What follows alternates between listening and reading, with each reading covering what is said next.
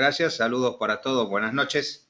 Esta primera transparencia es para presentarme un poco. Yo soy docente de dos materias en particular o dos especialidades, que es la sanidad vegetal, o sea, las plagas, enfermedades y malezas que tenemos en la agricultura, y la toxicología alimentaria, que se refiere a las enfermedades transmitidas por los alimentos.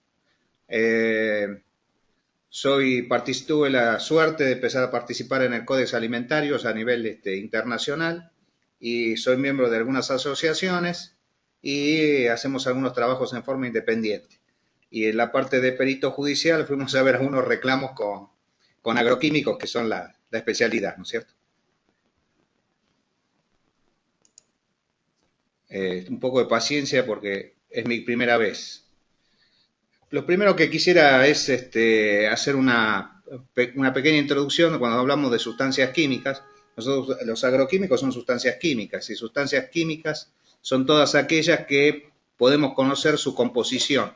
Ahí ustedes tienen una molécula de agua que tiene dos hidrógenos y un oxígeno, y el agua tenemos dos formas de clasificarla, la que es natural o la que es de síntesis. La de síntesis sería creada o fabricada en el laboratorio, y la natural la que podemos sacar de los ríos. Todas las sustancias químicas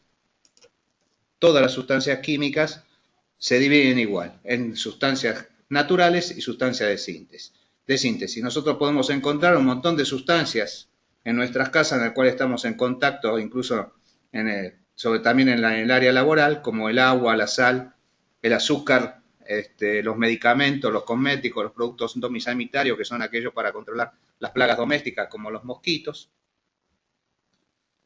Y, a ver, ahora sí. Perfecto.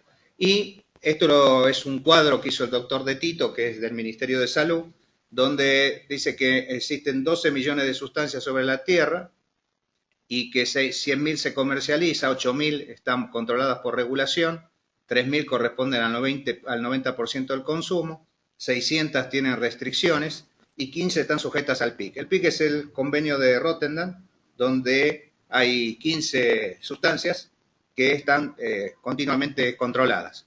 Y esas sustancias químicas, de los 12 millones que ustedes ven acá en la pirámide invertida, son naturales y de síntesis. Pasamos al otro.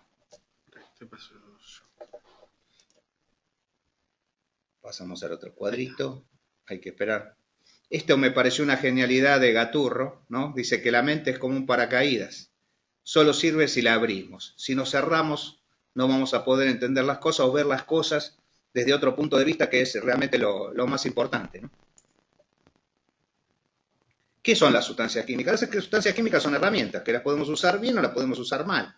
Lo mismo pasaría con el ejemplo de un martillo o de un destornillador. Si uno lo usa para la función que cumple, no hay problema. Si lo usamos para otra cosa, seguramente vamos a tener algunos inconvenientes.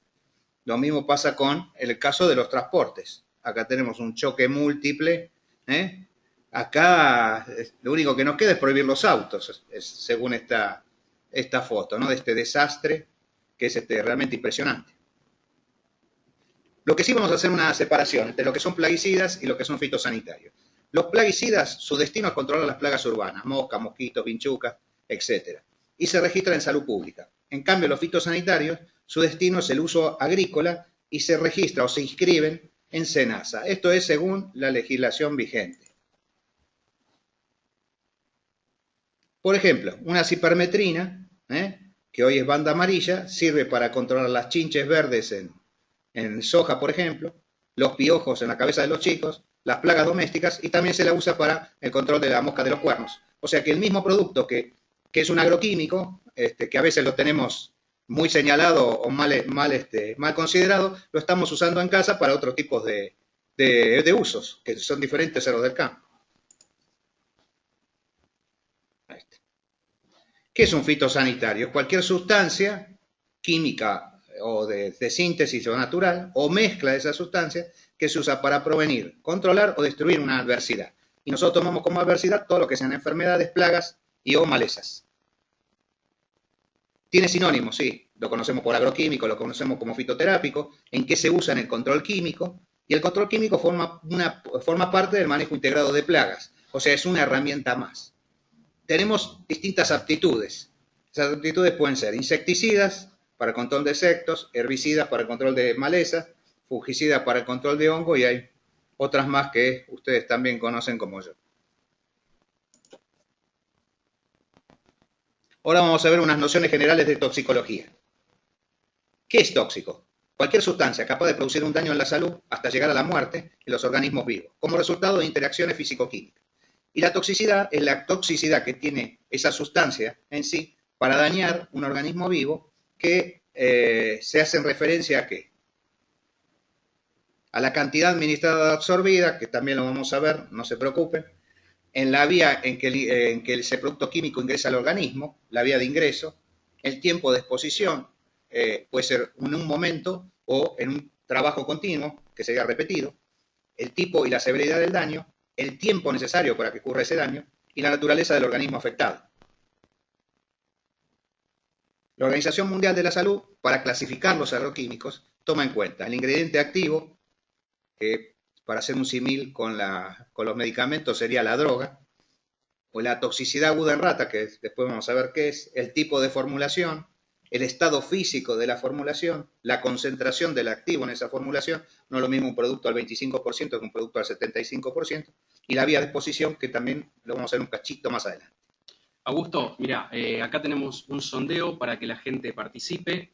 Yo ahora se los voy a estar poniendo mientras vos te tomás un vasito de agua y descansás un poquito. No sé cómo te estás llevando con la computadora. No hay nadie atrás, pero bueno, hay gente que está mirando, no te preocupes. Ya me van a empezar a preguntar seguramente. Y bueno, yo les voy a iniciar este pequeño sondeo para que ustedes vayan votando.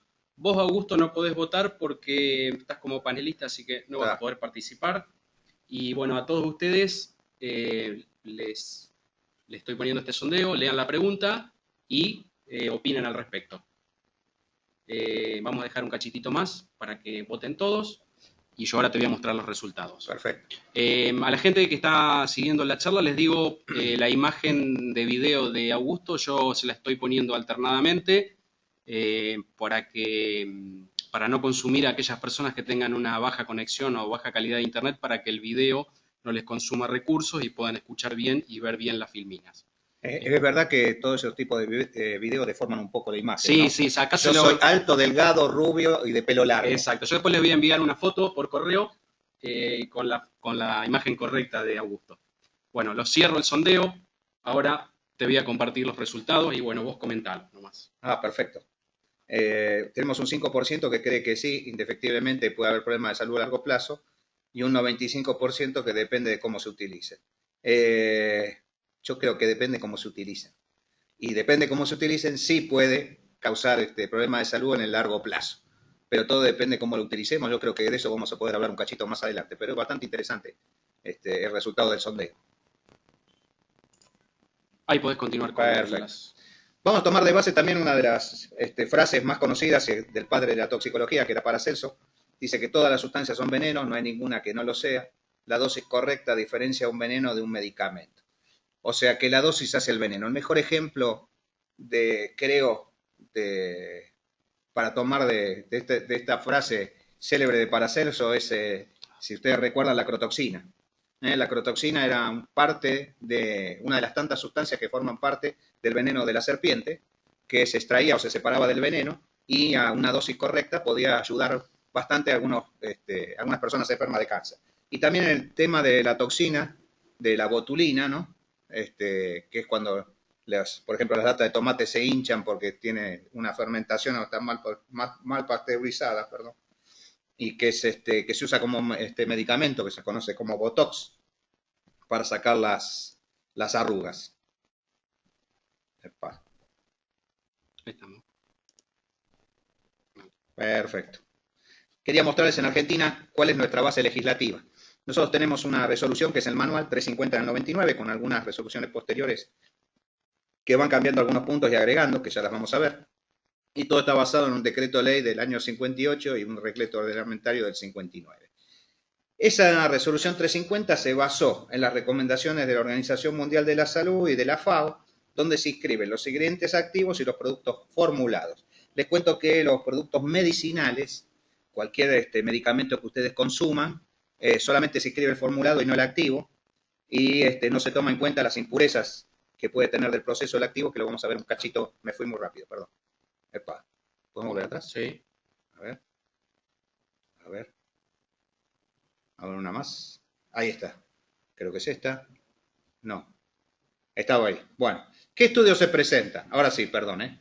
¿Qué estudio se presenta? Se presentan estudios simples, desde primero se descubre la molécula, se hace la síntesis y se desarrollan los procesos de producción. Y los estudios simples van, como ustedes podrán ver acá, propiedades físico-químicas, como puede ser corrosividad, que es un estudio simple, no solamente para ver si se tropean los caños de la pulverizadora, sino que si el producto es corrosivo, seguramente que si va a caer sobre el ojo de un conejo, que es uno de los estudios que se hace de irritación ocular, el conejo va a perder el ojo. Entonces ya esto nos indica cómo se va a comportar el producto. Después están todas las pruebas de campo y paralelamente a eso también se van haciendo estudios de corto, mediano y largo plazo, tanto de mamíferos como en el medio ambiente, y estudios de residuos, o sea, la cantidad de producto que queda en el cultivo cosechado o el producto cosechado que vamos a consumir, hasta que se produzca la venta libre después de que los organismos públicos correspondientes de cada país analicen los documentos. Este es un cuadrito que hice yo tomando en cuenta exclusivamente los mamíferos, o sea, nosotros somos mamíferos, algunos siguen con la leche hoy, yo la dejé hace años, sigo prefiriendo el vino, que creo que es lo más adecuado para ciertas edades, pero bueno, los estudios mamíferos, los principales, pues, la cantidad de estudios, a eso me refiero, la cantidad de estudios que se hacen son más importantes primero en los medicinales, de los productos medicinales, después los cosméticos, en tercer lugar los agroquímicos, un poco más abajo los veterinarios, mucho más abajo los aditivos alimenticios. Muchos aditivos alimenticios que hoy consumimos no tienen estudios ni siquiera completos, y las sustancias naturales que también consumimos, casi sin estudios. ¿Por qué agroquímicos tiene un asterisco? Porque estamos hablando solamente de toxicidad en el caso de mamíferos, pero no hablamos de los estudios medioambientales. Nadie sabe qué pasa si un camión con ibuprofeno se cae en una laguna, pero nosotros sabemos qué pasa si un camión con glifosato, un camión con carbendazino, tiram, cae en una laguna, podemos saber qué pasa y podemos saber cómo podemos resolverlo.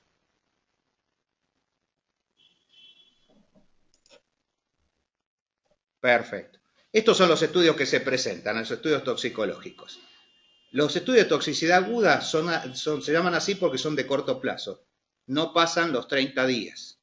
O sea, máximo 30 días. Los estudios crónicos son los que van de 2 años en adelante. Los que están entre los 30 días y antes de los 2 años de los crónicos se llaman subcrónicos o subagudos. Dentro de los crónicos tenemos estudios para ver si el producto es cancerígeno, si el producto produce mutaciones, si tiene algún problema en la reproducción y el desarrollo, si son neurotóxicos, o sea, si afectan el sistema nervioso, si producen alguna alteración genética, y hay estudios especiales que se hacen para ver si trae efectos en el corazón, en las tiroides, si hay algún problema con las defensas del organismo, con una variable también que cuando la sustancia ingresa al organismo, a veces se desdobla en otras, que nosotros conocemos como metabolitos. Entonces se hacen también estudios sobre esos metabolitos. Más abajo van a ver ustedes que dice observación en humanos. Esto no quiere decir que se hagan estudios en humanos, sino que cuando una planta que hace 40 años se elabora mancozeb, que es un fungicida que ustedes conocen muy viejo, esa planta tiene los estudios que fue haciendo a lo largo de todos esos años de trabajo en sus operarios. Entonces puede resultar, les doy como ejemplo, que el trabajo de 8 horas en la planta le produce jaqueca o dolor de cabeza. Entonces reducen el trabajo a 6 horas o hacen turnos de 4. Todo eso se expresa después en la hoja de seguridad, como para que cualquiera que maneje el producto, sobre todo en su función de elaboración, tenga en cuenta los datos que aparecen en esa hoja de seguridad. Los datos de esos estudios nosotros los conocemos como estudios regulatorios, que son los estudios que se presentan hasta los distintos países, que están basadas en normas internacionales, las cuales se revisan con cierta periodicidad, donde se junta los representantes de los distintos países, y alguno propone un método nuevo para controlar o para revisar o valorar un producto, se lleva al comité general, en el comité general los países se ofrecen a repetirlo para ver si ese método nuevo se puede implementar.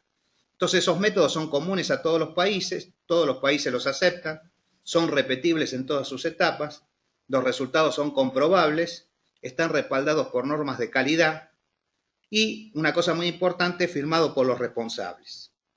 Les voy a dar ahora un ejemplo de esos estudios. Nosotros acá vemos un embrión de un pollito dentro de un huevo y vamos a hablar que desde la cáscara hasta todas las sustancias que están dentro de ese huevo son amigables con ese pollito. Cualquier daño en la cáscara o cualquier ingreso va a ser una sustancia ajena o diferente y le va a traer algún problema. Un estudio regulatorio se hace así. Por ejemplo, tomamos 4 grupos de huevos, de 3 huevos. El primer grupo va a ser el testigo, donde yo no voy a probar absolutamente nada. El segundo grupo voy a probar el método, que es pinchar huevo por huevo. El tercer grupo voy a pincharlo y aplicar agua salada, que es la que va a servir de solvente o disolvente del glifosato puro que voy a aplicar en el grupo 4. ¿Qué pasa? Si los embriones de los huevos del grupo 4 se presentan malformaciones o se mueren, el causante sería el glifosato. Pero si nos pasa lo mismo con el grupo 3, lo único que tenemos en común es el agua salada.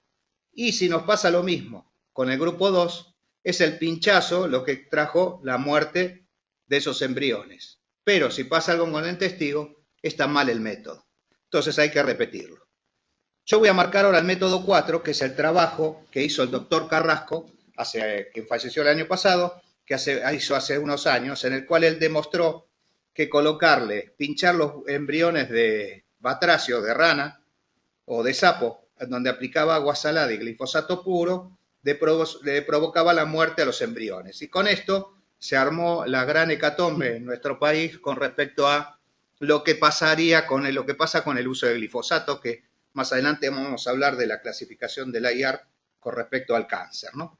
Entonces, si uno lo ve desde el punto de vista agronómico, nadie está en el campo con una jeringa pinchando los huevos de la rana. Ni siquiera el glifosato nosotros lo aplicamos puro, sino en una formulación, y cuando nosotros lo aplicamos con agua, verificamos qué tipo de agua es, porque tenemos que saber si el tipo de dureza que tiene el agua, porque si el agua es muy básica, mezclado con los productos que la mayoría son ácidos, lo que vamos a hacer es anular el efecto del glifosato. Eso desde el punto de vista agronómico, pero desde el punto de vista, digamos así, biológico, cualquier ingeniero agrónomo, cualquier veterinario, cualquier médico, cualquier biólogo, cualquier persona relacionada con la salud, sabe que el embrión es muy sensible a cualquier sustancia no amigable. Podemos, como dijo el ministro Barañao, haberle puesto lavandina, dulce de leche, gaseosa, cerveza, y va a pasar exactamente lo mismo, hasta leche materna, va a pasar exactamente lo mismo con el huevo del batracio o el huevo del pollo, porque son sustancias no amigables. Si ustedes me preguntan, ¿este es un trabajo científico el que hizo el doctor Carrasco? Sí, es un trabajo científico, que demostró lo que todos debíamos saber. Cualquier sustancia que ingresa dentro de un feto que no corresponde con las sustancias amigables, le va a traer algún problema. Augusto, Sí. te hago una consulta mía y por ahí le puede servir. Ese estudio que se hizo y que fue tan polémico, ¿había alguna mala intención en hacerlo mal o el método que se utilizó? Yo creo que fue, mi opinión personal, creo que fue preparado para esa situación. El doctor Carrasco era un buen investigador, yo creo que esto se usó políticamente y no se entendió tal vez a lo que apuntaba, ¿no? Que cualquier sustancia ajena puede afectar el desarrollo de un feto. Pero en ese momento eran momentos muy candentes porque veníamos de las 125 con las retenciones. Está bien. Ahora, no es algo nuevo. No es algo nuevo. ¿Por qué no es algo nuevo? Porque un grupo de japoneses, hicieron el mismo trabajo produciendo malformaciones en el corazón de los embriones de pollo por la cafeína. O sea, ellos introducían cafeína en los embriones y le traían malformaciones. Y nadie salió a prohibir el café. Nadie salió a gritar del café, nadie salió a decir nada, porque realmente el café es algo común y nadie está pinchando embriones de pollo para poner café. Esa es la realidad. Tampoco con glifosato. Con respecto a las malformaciones, se producen en las primeras semanas. O sea que si es que para afectar al feto tiene que haber ingresado esa sustancia en las primeras semanas. Esas, a ver, hay que adaptarse a la tecnología. Las causas de esa malformación fetal, según el médico, el doctor Santos, pueden ser distintas. Puede ser genético, infecciones fetales, enfermedades maternas. Todo lo que llamamos ambientales, que son fármacos, drogas, cualquier sustancia que ingresa al organismo, es el menos del 1%. Y hay factores multifactoriales o desconocidos que van entre un 65 a un 75%. Ustedes piensen que a veces la chica no sabe que está embarazada, le dan ciertos medicamentos que por ahí no son buenos para el feto, o sabe que está embarazada y tiene algunos dolores y le dan medicamentos caseros, etc. Entonces es muy difícil poder relacionar esa malformación del feto con un producto en sí. Y esto lo dicen los médicos, no lo digo yo, ¿no? Está bien. Perfecto. Bueno, seguimos. ¿Cuáles son los hábitos no saludables que pueden llegar a producir las malformaciones? Y el uso de sustancias tóxicas como la marihuana y otros estupefacientes, el tabaco cuando la madre fuma en las primeras semanas de desarrollo del feto, o está en un ambiente como un fumador pasivo, ¿no? Que toma igual el humo de su compañero, el alcohol, la automedicación, que se los mencioné antes, y el problema de nutrición, como el bajo consumo de verduras o la desnutrición en sí. Hay un informe de la comisión del año de julio de 2009, que fue solicitado por la señora Presidenta de la Nación, donde se convocó un grupo multidisciplinario, se creó la Comisión Nacional de Investigación sobre Agroquímicos por el decreto 21, donde participaron como coordinadores el CONICET, que también pertenecía al doctor Carrasco, el CONICET, y un montón de organismos, donde los públicos, donde la conclusión general para el glifosato, en aquel momento también endosulfán, no existía un riesgo significativo para la salud, siempre y cuando se la utilice para la función que cumple, que es un herbicida. Esos trabajos llegaron hasta la Unión Europea en el año 2010, los trabajos de Carrasco más las denuncias de otras personas de Argentina. La Comisión de Salud y Consumidores de la Unión Europea hizo un dictamen sobre los trabajos presentados, que fue el 29 de septiembre, cuando se invita a Alemania a analizar todos esos trabajos. Ustedes lo pueden bajar de internet, está perfectamente en inglés, pero lo pueden encontrar perfectamente, donde las autoridades analizaron todos los antecedentes y como consecuencia, que es lo que está abajo resaltado en amarillo, yo lo menos lo veo en amarillo, la Comisión no considera que exista una base sólida para prohibir o imponer restricciones en el uso del glifosato en la Unión Europea. Esto es del 2010, analizando todos los estudios presentados hasta ese momento, que son estudios regulatorios, que de los que estábamos hablando antes. Hasta que aparece este año, que usted debe conocer también como yo, la publicación de la IART, donde conjuntamente con otros dos agroquímicos colocan al glifosato como cancerígeno. La IART es la Agencia Internacional de Investigación del Cáncer, que toma las sustancias, las clasifica por los estudios existentes y los pone en distintas categorías, que ahora lo vamos a ver.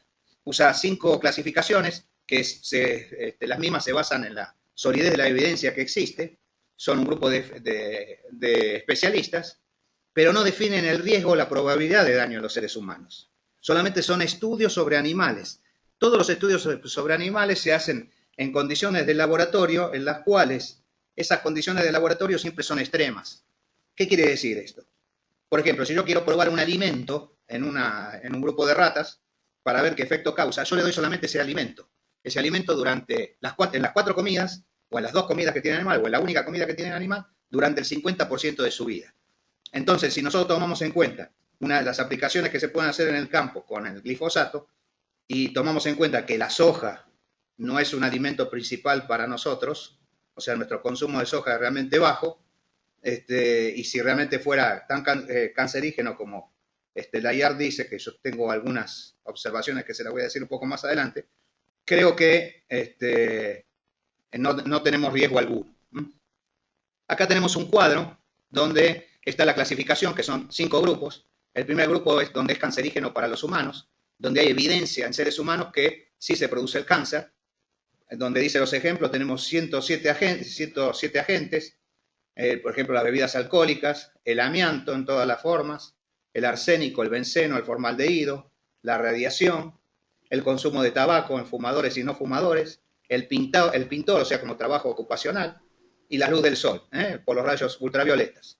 En cambio, el grupo 2B dice probablemente cancerígeno, que dice que existe evidencia limitada de una asociación con el cáncer humano, pero las pruebas están hechas en animales de experimentación.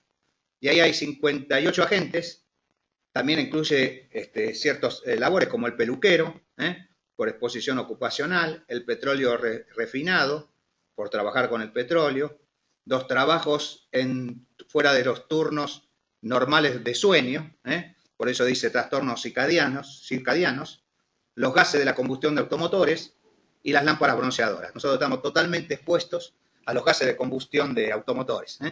Ya por eso el hecho de vivir con la cantidad de vehículos que circulan, nosotros vivimos continuamente expuestos.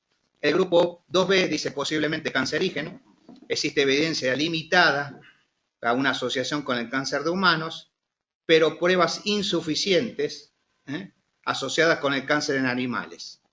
Hay 248 agentes, o sea, son dudosos. El café, el combustible diésel, la limpieza en seco, para los que trabajan en tintorerías, los bomberos, por el humo de los incendios, el trabajo en la fabricación de telas, los campos magnéticos. Como ejemplos, hay 248. El grupo 3 no se clasifica. La evidencia indica que no es posible clasificarlo como cancerígeno, basado en la información científica que hasta el momento está disponible. El ácido acrílico, los clorados en el agua potable, la iluminación fluorescente, los campos eléctricos. Y el grupo 4, que existe un solo agente, una sola sustancia, dice que las pruebas demuestran que no provoca cáncer.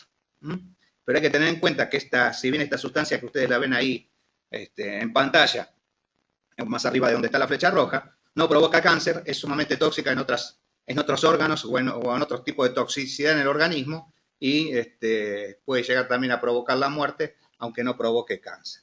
Y tomamos en cuenta que el arsénico, que es algo tan común en las aguas, en las napas de Argentina, en casi todas las provincias, sí es cancerígeno y es más fácil que ingrese al cuerpo que unas gotas de una deriva de un agroquímico en una pulverización. Augusto, yo estoy con el teléfono escribiendo, sí. No es que voy a decir que es atento, está dando la charla y este hombre está chateando por WhatsApp. No, me están escribiendo gente que tiene mi teléfono y está conectado y bueno, dice muy buena la charla de Augusto, así que te mando las salutaciones. Gracias mamá, abuela y todos los parientes que están escribiendo. Acá tenemos un cuadrito que me pareció un dibujito que me pareció bastante interesante. En el mismo grupo 2A, con respecto a sustancias cancerígenas, que tenemos ahí. No, vos seguís explicando. Yo te estoy tapando, pero... Claro. En el mismo grupo 2A que tenemos, no sé si los mates están tapados, en el mismo grupo 2A donde incluyeron el glifosato, también tenemos la infusión con yerba mate caliente. O sea, el mate común también es cancerígeno como el grupo, como sería el glifosato. Y a diferencia del mate frío, como nosotros lo conocemos, ya está en el grupo 3. O sea, el consumo de mate puede, o hay altas probabilidades que provoque cáncer. Yo creo que hay más gente, perdón. No, Augusto, yo estoy leyendo preguntas que me están haciendo y me dicen no se está viendo la pantalla, obviamente, porque yo estoy con un cuadro de texto sobre la pantalla, por eso no lo ven, ya lo voy a quitar. Alejandro nos dice, él habla un poco en referencia a lo que vos comentaste anteriormente, dice, la forma en que esté planteada una investigación es clave. Si yo le inyecto a mi perro aceite de cocina en la sangre, probablemente se muera y no quiere decir que sea tóxico. Los estudios, supongo, deben hacerse en relación al uso que se le da o restringir su uso a cierta forma, la interpretación del estudio. La metodología tal vez sea el fenómeno pero no se puede hacer otras interpretaciones que no sean las probadas en los ensayos. Sí, pero hay otra cosa. Cuando yo soy una empresa y quiero largar un producto al mercado, yo hago estudio de carcinogénesis. Yo le provoco, o yo le coloco a propósito a una rata, le coloco a propósito a una perra de la raza Beagle, la sustancia cancerígena, para que vaya a los fetos que tiene, para ver qué produce, porque a partir de ahí yo sé si ese producto va o no causar cáncer. Por eso en muchos ambientes científicos no pueden creer lo del glifosato, porque ellos dicen que todos los estudios que se hicieron previo a la comercialización sobre carcinogénesis, el producto no daba cancerígeno. Ahora, si yo en mi universidad o en una universidad tomo un grupo de ratas, como bien dijo bueno, la pregunta, Alejandro, como bien dijo Alejandro, yo tengo un grupo de ratas, un grupo de perros, y aplico hoy un glifosato formulado al 48 a una dosis sideral, yo sé que voy a tener algún problema, pero en realidad es un trabajo de investigación, sí, es un trabajo de investigación, pero nadie lo va a aplicar a un perro, nadie va a aplicarle a un perro para ver qué pasa. Hay una vez en Animal Planet presentaron una película sobre un estudio que qué daño le producían los sonidos a unos monos. Los ponían debajo de una campana, golpeaban la campana, lo suficientemente fuerte como para alterar al mono, y después los mataban. Pero había una diferencia, al mono no lo mataban, no lo sacrificaban de buena forma, lo sacrificaban con un golpe en la cabeza. Entonces cuando le abrían para ver el cerebro, se daban cuenta que había lesiones. Dijeron, sí, los sonidos le producen lesiones. Es una barbaridad. Vos querés hacer un trabajo así, no tenés que, no vale la pena sacrificar los animales para ciertas cosas. Entonces, hoy está el tema de bienestar animal, donde se está discutiendo si vale la pena criar animales para volver a probar exactamente lo mismo que ya sabemos. Si yo uso un producto fuera de lo normal, como el ejemplo que les dije antes de volcar un camión con ibuprofeno en una laguna, yo sé que pueden pasar cosas que no pueden morir los peces, aunque el ibuprofeno se use para el dolor de cabeza. Son dos cosas totalmente distintas. Por eso abajo yo pongo el riesgo es igual a la toxicidad por la exposición, que es incluso el mismo comentario que hacía Alejandro. Yo no voy a exponer al perro con una inyección, con algo que yo sé que le va a traer algún problema. Un clic y pasamos. Pero aparte de la toxicidad de la sustancia, hay factores que favorecen que sea más o menos tóxica esa sustancia. Esos factores están relacionados con la sustancia en sí, con el individuo y a su vez la exposición de ese individuo a esa sustancia y con el ambiente. ¿Cuáles son los factores que dependen de la sustancia? La sustancia es la estructura química. Si la sustancia es una cadena, es más fácil que se combine con otras cosas del ambiente que si es un ciclo cerrado. También las propiedades físico-químicas de la sustancia. ¿Qué quiere decir? Si la sustancia es un gránulo de un tamaño considerable, no va a entrar por la nariz para traerle un problema en la inhalación. Si la sustancia es un herbicida, va a tener menos efecto en los organismos de los animales que si un insecticida, porque los insectos pertenecen al reino animal, igual que nosotros, aunque algunos somos más animales que otros, pero bueno, estamos todos dentro del mismo reino. Y también hay que tomar en cuenta la persistencia en el ambiente. Una cosa que es bastante complicada o compleja es el punto 2, que son las mezclas de varias sustancias químicas. Si bien nosotros como agrónomos solemos mezclar o solemos recomendar, y el productor también, las mezclas de algunos agroquímicos para darle más efectividad en la pasada, ahorrar pasadas porque nos corre el clima, nos corre el tiempo, no sabemos toxicológicamente qué puede pasar con esas sustancias, aunque tengan compatibilidad para hacer la aplicación. Esas propiedades físico-químicas hay varias, incluso acá hay una filmina que saqué de una presentación del INTA, pero tenemos montones, ¿no? Desde la densidad, la viscosidad, todas relacionadas. La solubilidad es importantísima, la solubilidad con respecto a cómo se comporta en el ambiente, qué pasa con el punto de fusión, que no solamente va para el almacenamiento, si da calor, no da calor, el punto de inflamabilidad, si el producto es explosivo para ver cómo lo manejamos, qué cantidad de agua tiene. Ustedes se acuerdan que hace poco, o el año pasado o el anteaño, hubo un problema acá en el puerto de Buenos Aires con un contenedor que tenía un ditiocarbamato, con un problema en su fabricación porque tenía agua y combinado con el azufre que forma parte, hacía un gas. Los bomberos fueron a abrir el contenedor y como por presión, es mi opinión, por presión de los canales de televisión, fueron con unas mangueras, le echaron más agua y la nube se hizo más grande, cuando en realidad, si hubieran sabido lo que estaba dentro, no era necesidad de haber echado agua, sino al revés. Cuanto más seco estaba, menos gases iban a salir. También se hace espectro de masa para saber y otras propiedades para saber exactamente cuál es la sustancia, la presión de vapor, si el producto es volátil o no es volátil, cuánto es de volátil, como el tema que tenemos con el 2,4 de éster, cómo se comporta en el ambiente, cómo se comporta en la materia orgánica del suelo, cuál es la movilidad, si queda retenido o no queda retenido. O sea, de esto podemos hablar mucho y entrar en muchísimos puntos, lo pongo más que nada como para que sepan los estudios que se hacen de esa sustancia, para saber cómo se comporta en el medio ambiente, cómo se comporta dentro del organismo, si se biomagnifica, si se bioacumula, si puedo predecir qué va a pasar con su comportamiento tóxico en el ambiente, como es la ecotoxicidad. Y también la actividad biológica. Esa actividad biológica es cómo se comporta el mecanismo de acción. Hay productos que inhiben las enzimas, otros inhiben la formación de energía dentro de la célula, afectan la sangre, interfieren en la producción de ácidos nucleicos, etc. Hay distintos comportamientos, cada sustancia se comporta distinto. Ahora vamos a los factores que dependen del individuo. Esto como individuo, no solamente la persona, sino todo individuo con vida. Por eso hablamos de especies y cepas. También del estado genético, si el estado inmunológico, si la persona tiene buenas defensas o no, o si el animal tiene buenas defensas o no. ¿Por qué se usan ciertas razas de animales y no se usa cualquiera? Porque como trabajo en jaula, yo tengo que tener animales que no tengan estrés para que no les baje sus defensas y sumarle un problema adicional al estudio toxicológico que estoy haciendo. El estado nutricional, todo tipo de factores de dieta, el estado de hidratación, el estado hormonal. No es lo mismo un aplicador varón que una mujer, sobre todo si está embarazada.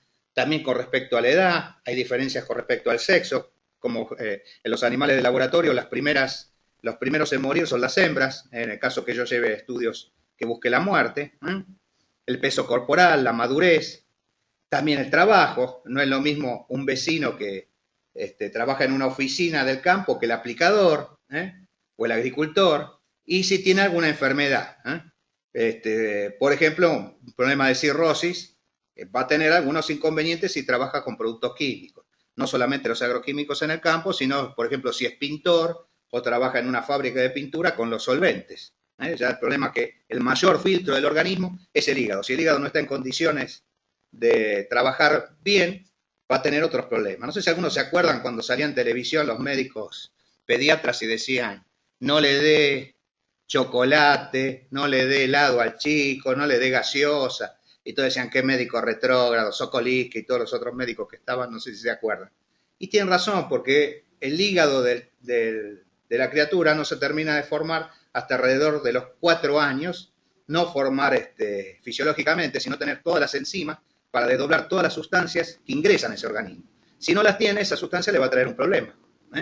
Por eso es distinta la medicación en los chicos que en los adultos. Ahí está. Pasemos a la otra. Dependiente de la exposición.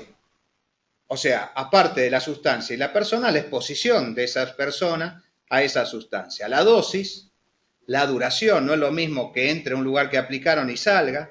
No es lo mismo que yo trabaje con esa sustancia sin ningún tipo de protección. Y no es lo mismo la vía de ingreso. No es lo mismo que esté trabajando y que inhale un gas involuntariamente o que me caiga con un solvente sobre la piel e ingrese más fácil esa sustancia al organismo. Las personas que hacen No, tengo algunas preguntas. Las personas que hacen ejercicio, por ejemplo, tienen una respiración más acelerada y todo lo que sean ingresos de sustancias por inhalación ingresan más rápido a los pulmones y por ende de los pulmones al torrente sanguíneo. Augusto, ahí por ahí a lo mejor, no tiene la pantalla negro. Tengo una pregunta de Horacio. que dice, pregunto, el olor de un insecticida o herbicida a 10-20 metros del lote tratado, ¿transporta toxicidad? Por ejemplo, 2,4-D, cipermetrina, dimetuato. Yo no sé si es una pregunta que la vas a dar más adelante o si querés adelantar No, algo. lo voy a adelantar. Hay ciertos olores en la cocina, para no decir también en otros lugares de la casa, que son bastante molestos, pero no traen ningún inconveniente. El olor no trae el problema. El olor es típico de algunas sustancias y hay olores que los ponemos en algunas sustancias como el gas corriente en la ciudad de Buenos Aires para que la gente perciba que hay una pérdida de gas. Porque en realidad el gas que nosotros usamos para la cocina no tiene olor. Entonces se le coloca extracto de banana para que tenga ese olor. El olor no va a provocar absolutamente nada, ¿eh? Es característico de cada sustancia y a veces nos ayudan a identificar esas sustancias. Puede ser que lo que produce el olor es algo de la sustancia que está en el ambiente y que sea despreciable o directamente no. No, despreciable no es porque tomemos en cuenta que muchos de los olores, por ejemplo, de las manzanas que se extraen, digamos, esas sustancias aromáticas que se extraen de las manzanas, después se utilizan para distintas bebidas o jugos y son que realmente no son los concentrados de la manzana así, sino son el aroma de los aromas. O sea que no podemos llamar un aroma el olor de dimetilato, por ejemplo, pero no es que ese aroma nos vaya a ser perjudicial para la salud. Horacio dice gracias. No, de nada, encantado. Siempre piensen, como yo le digo a los alumnos, que no hay pregunta estúpida, sino lo estúpido es quedarse con la pregunta sin hacerla. Para que te habilito ahí, para que puedas... Ahí puedes perfecto. Volvemos a la frase de Paracelso, la dosis hacia el veneno en forma de resumen. Ahí tenemos un cuadro donde lo pintaron a Paracelso, que era médico. Y vamos a hacer unos ejemplos en la dosis hacia el veneno. Por ejemplo, un escorpión que pica a un bebé de 4 kilos, la picadura es mortal. Pero ¿qué pasa con un... Augusto, espera un ratito que le cargue la filmina a todos, no se las pase tan rápido. Está perfecto. Porque por ahí le demores a algunos en pasar. Así que perfecto, para que la vean y después pasamos a la siguiente. Está bien, entonces dijimos que la picadura de un escorpión, la dosis hacia el veneno, a un bebé de 4 kilos le puede causar la muerte. En el cambio, 7 escorpiones a un bebé de XXXXL kilos, como Jorge Porcel, seguramente no le va a causar la muerte. Y ustedes pueden ver más abajo, donde está señalado con la flecha rosa, ahí tienen unos escorpiones puestos en unos palitos, que es una comida típica de los kiosquitos, por llamarlos así, de China. Y lo que tiene a los costados son caballitos de mar. Y eso es para que vean que sí, realmente estuve en China. ¿Se acuerdan que hace unos años atrás se hablaba estuve en un congreso de la FAO, del Códex? ¿Se acuerdan que hace unos años atrás se hablaba que la milanesa de soja traía una hormona que hacía crecer el busto a los varones, como a las mujeres? Y China es el mayor consumidor. Como ustedes podrán ver en la foto, no es cierto. Vos lo decís por la China que estamos. Y lo digo por el chino, porque realmente. El chino también. No, el consumo de milanesa de soja no trae ningún problema hormonal. Lo mismo pasa con el vino. Esta es del doctor Alzogaray, Raúl Alzogaray, que muestra que un vaso de vino es bueno para la salud, pero 6 litros de vino es malo para la salud. Dosis hacia el veneno. No, que lo vean todos. Todo está perfecto, está perfecto. ¿Ahora sí? Sí. Tenemos otro ejemplo, la cafeína. Si nosotros consumimos en cafeína en una dieta normal, 2 o 3 tazas de café, 4 tazas de café, no pasa nada, pero si nosotros subimos 50 veces esa cantidad normal, podemos provocar la muerte. En la espinaca tenemos el ácido oxálico, que si uno come espinaca en forma normal no va a tener problema, pero si yo pudiera comer en una sola ingesta, o sea, en una sola comida, 4,5 kilos o 9 kilos de espinaca, la cantidad de ácido oxálico que tiene esa espinaca nos va a traer graves problemas a los riñones. La dosis hacia el veneno. Esto es interesantísimo. Este es el alfa de glucopiranosil 1 mayor 2 beta de fructofuranócido. Me costó, pero tanto repetirlo lo puedo leer de corrido. ¿Qué agroquímico lo tiene? No es un agroquímico y causa 6 muertes por minuto. Todos lo consumimos. No sale en televisión, no sale en ningún lado que dejemos de consumirlo porque nos puede causar la muerte.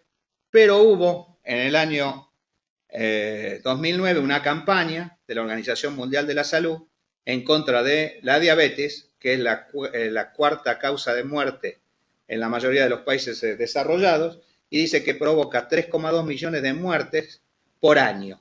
Si lo dividimos por la cantidad de horas que tiene el año, nos da 6 muertes por minuto. Y todos la consumimos, el azúcar común. Fue la 4ª campaña de prevención de la diabetes en julio del 2009, que pasó por los medios argentinos sin pena ni gloria, y 2 kilos de azúcar, si lo pudiéramos comer en una sola ingesta, realmente causaría la muerte. En una de las reuniones que tuvimos, cuando mencioné que el agua tenía su toxicidad, me dijo que era imposible. El agua también es una sustancia química que tiene toxicidad y puede provocar hiponatremia, que en el cual provoca el consumo excesivo de agua, un desequilibrio de sales en el organismo que puede llevar a un paro cardíaco y a la muerte. Por eso ya las personas que hacen deporte no consumen solamente agua, sino consumen agua con sales de distintas marcas. Hay una muy famosa que le ayuda a mantener la cantidad de sales. La cantidad suficiente, más o menos relacionada con el peso, para una persona de 60 kilos serían 2 litros de agua por día, ¿no? Y acá tenemos un par de ejemplos de gente que falleció en Estados Unidos por el consumo de agua. Tenemos un policía que en una carrera de bicicletas consumió más de 10 litros, tuvo un desbalance de sales y le provocó la muerte. Y esta señora que para ganar una Wii, o sea, una Wii, perdón, esas máquinas para los jueguitos son muy viejos, los nombres no me quedan, también consumió agua y le provocó lo mismo. Entonces, tengo claro que el deporte y el consumo de agua pueden traer graves problemas a la salud. Por eso yo no hago deporte y tampoco tomo agua. Lo que no puedo entender es por qué en estas charlas siempre ponen agua y no vino, que era como decía Guaraní, que me parece que es la mejor opción para poder hablar tranquilo. Después al final tenemos una botellita de vino. Bueno, si después no quería que fuera sorpresa. Cosas, claro. Otro de los temas es las dosis de las distintas sustancias. La misma dosis de 2 sustancias pueden tener toxicidades diferentes, porque se pueden comportar en forma diferente dentro del organismo. Augusto, sí. Estamos ya casi en 1 hora de charla. Yo no sé si vos querés administrar tu filmina, por ahí vamos a hacer un recreito de 10 minutos. Perfecto. ¿Querés avanzar con algo más y después lo hacemos o querés que hagamos un recreito ya? Yo creo que terminemos con la duración. Ok, dale. Y así dejamos el tema completo. Perfecto. Cuando hablamos de duración, hablamos de la exposición. Una exposición de corto plazo la llamamos una exposición aguda. Una exposición de largo plazo, no toxicidad, exposición, la llamamos crónica. Y las que están entre 24 horas y 3 meses pueden ser subagudas y subcrónicas. Acá tenemos un ejemplo de exposición aguda y un ejemplo de exposición crónica. El ejemplo de exposición aguda se aplica un spray para el pelo, es una exposición aguda. Y en el caso de una exposición crónica, es un aplicador que trabaja haciendo aplicaciones. Y ustedes podrán ver perfectamente el equipo de protección personal que usa, totalmente nulo. La toxicidad aguda es diferente de la toxicidad crónica. ¿Qué es la toxicidad crónica según la Organización Mundial de la Salud? Se define a los efectos adversos de una persona que está expuesta al menos durante el 50% de su vida. Eso es la definición de toxicidad crónica. Yo le voy a dar un ejemplo. La toxicidad crónica. Por ejemplo, un vecino que vive al lado de un campo de 60 años tendría que estar expuesto la mitad de su vida a las aplicaciones de glifosato. Entonces, la mitad de su vida, si tiene 60 años, es 30 años. Si lo pasamos a días, tendría que estar expuesto 10.950 días continuos, o sea, 30 años. Yo en una soja transgénica aplico 4 veces, por tomar un promedio alto, de glifosato durante la campaña o durante el cultivo. Si yo considero 4 días por año, para llegar a acumular los 10.950 años, esa persona tendría que vivir 2.737,5 años. O sea que ni siquiera Matusalén, que figura en la Biblia, en el Antiguo Testamento, llegó a vivir tantos años como para poder estar afectado, en este caso por 4 días por año del cultivo de soja. Y si querés acá hacemos el...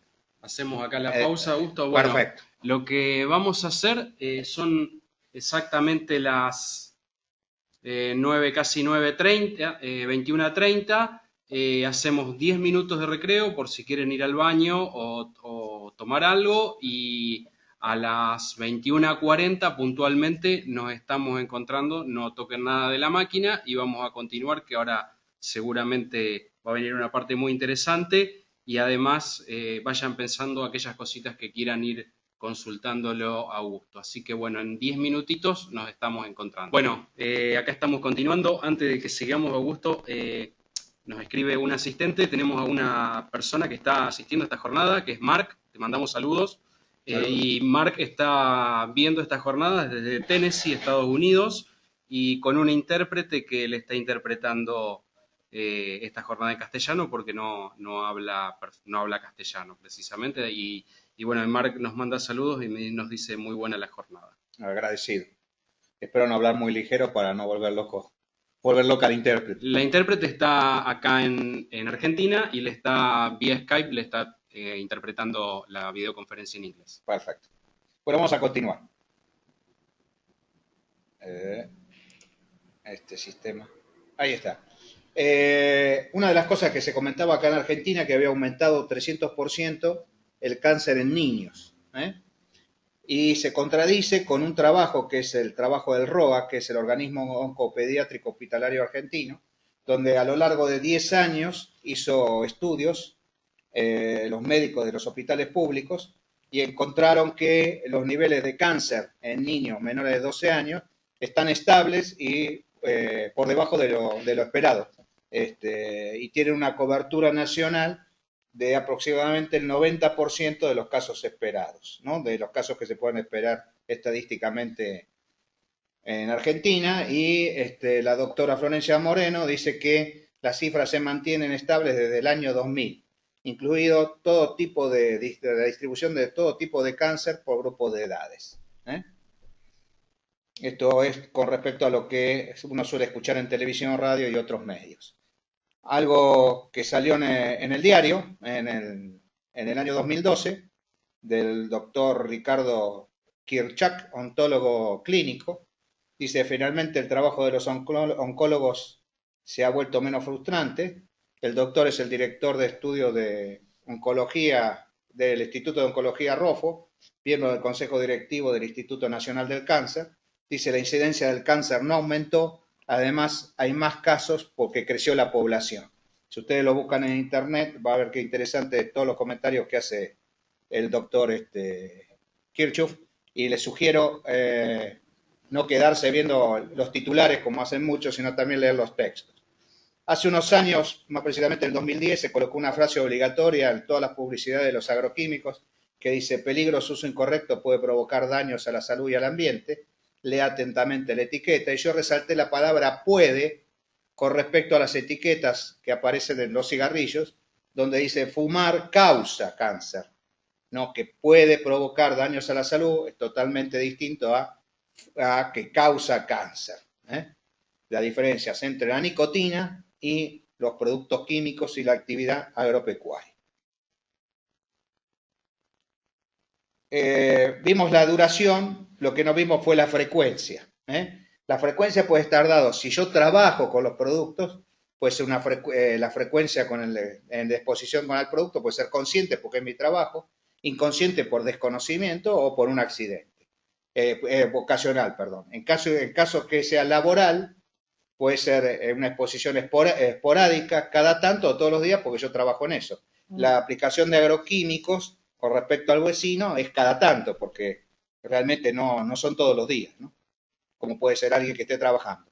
Y este cuadrito es bastante interesante, es del sistema Centinela que existe en Argentina, en el cual todas las denuncias de intoxicaciones por plaguicidas, o sea, no solamente agroquímicos, sino plaguicidas. ¿Se acuerdan que habíamos hecho la definición al inicio de que plaguicidas eran los que se usaban en el domicilio?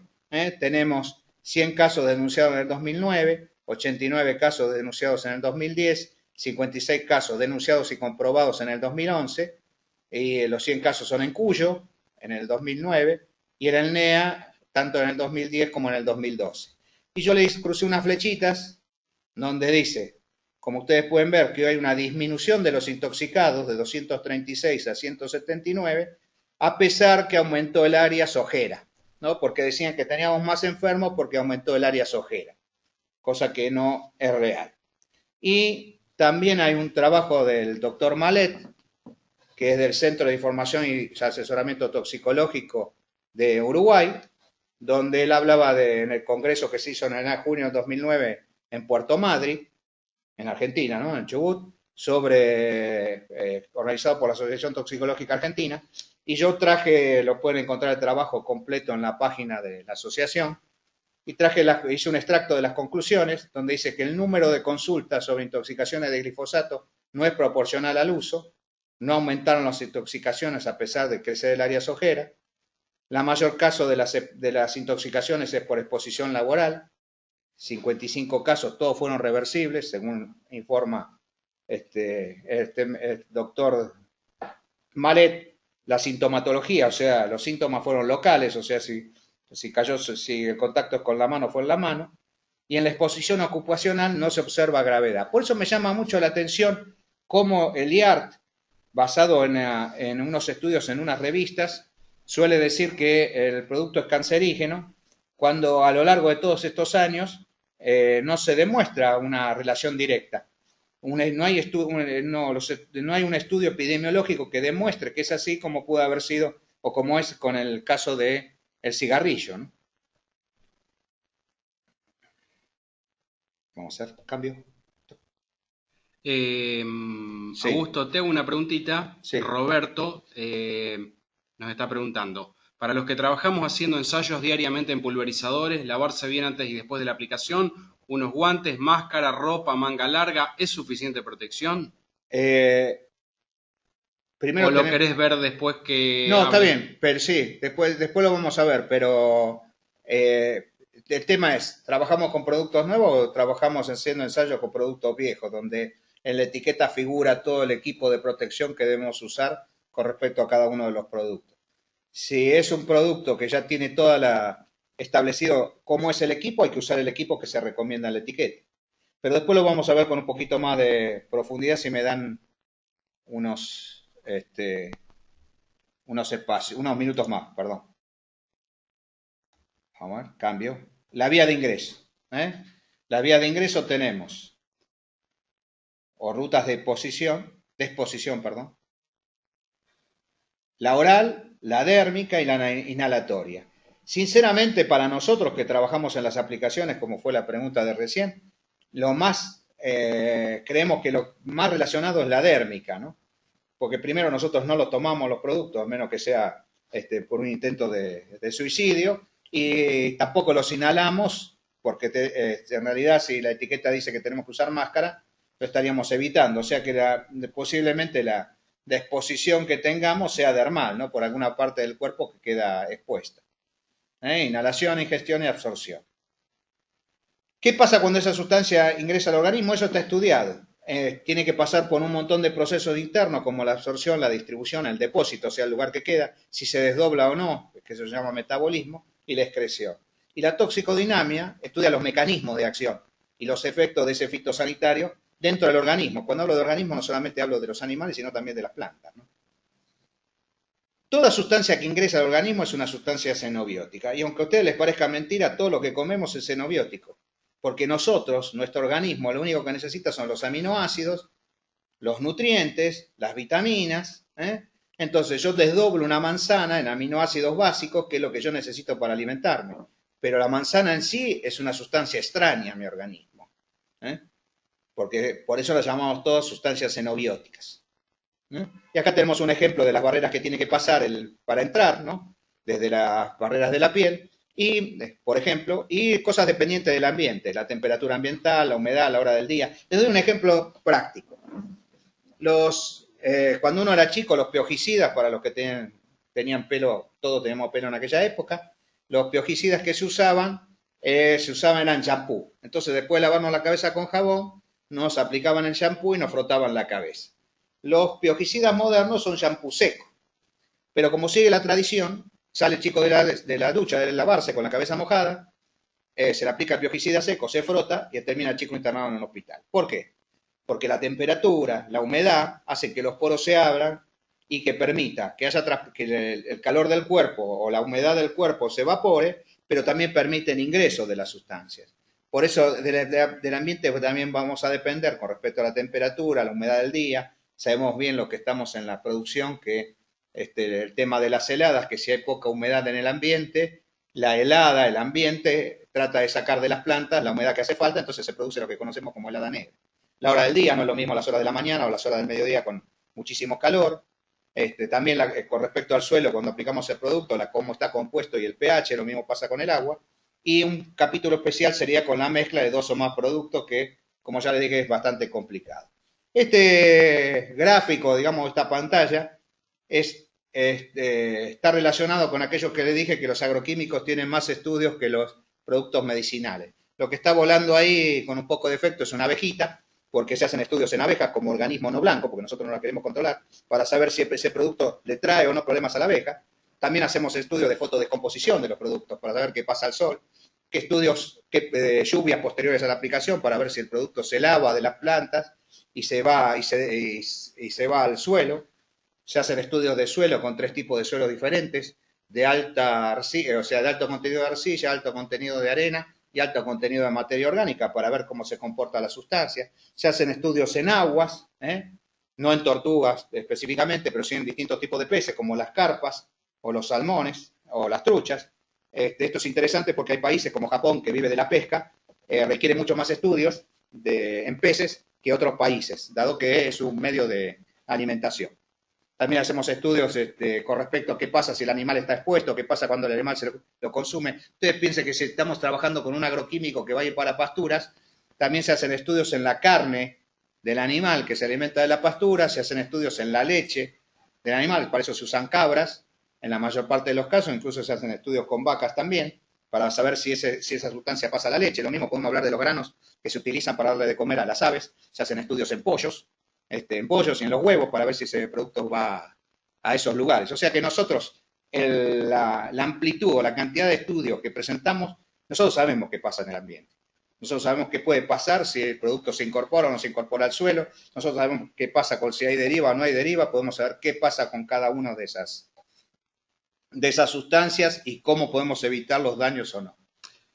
Augusto, una de las asistentes, Eugenia, es una pregunta un poco similar a la anterior, pregunta si el uso de los equipos de protección personal en las personas que están en contacto con agroquímicos disminuyen totalmente el riesgo de intoxicación. Sí, sí, siempre y cuando respetemos el uso, las horas de duración o de vida útil de los filtros, respetemos las recomendaciones de la etiqueta y respetemos que si son equipos como los equipos más modernos que son o de algodón puro o de Tyvek, en los cuales tienen una duración porque después se comienza a desgastar, no seguirlos usando porque si no, no nos protegen nada.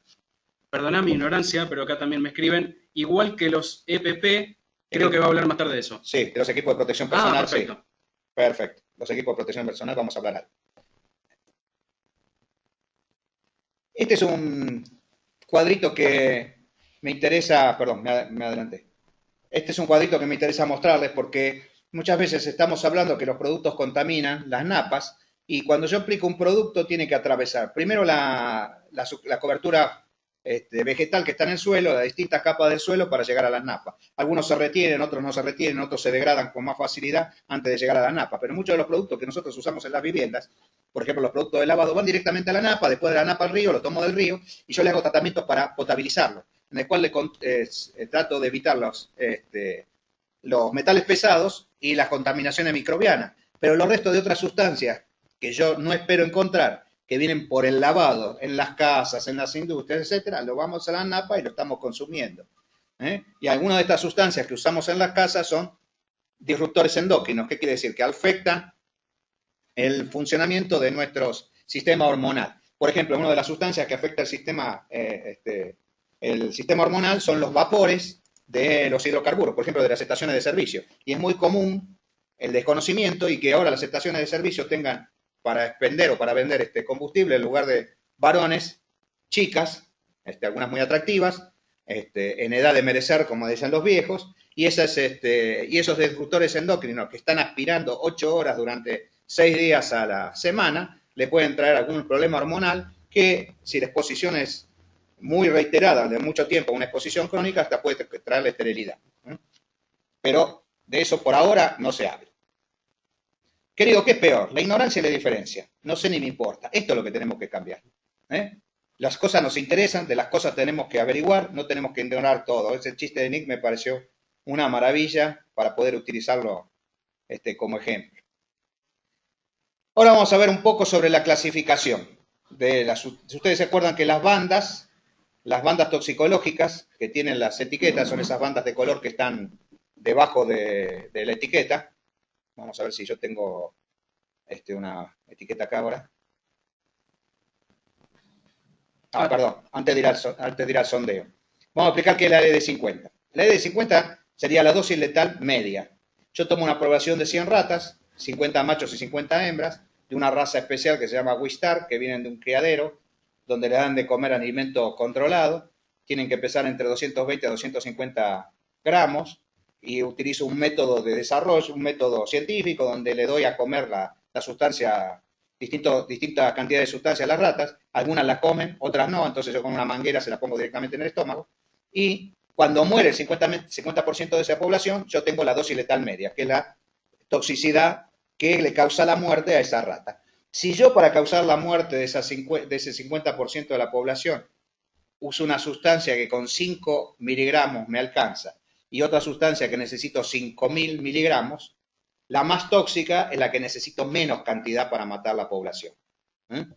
Entonces, a menor cantidad es más tóxico. Dejamos el jueguito ahí, del frasquito dando vuelta, y pasamos. Bueno, acá tenemos un sondeo que ya se los estoy abriendo a todos.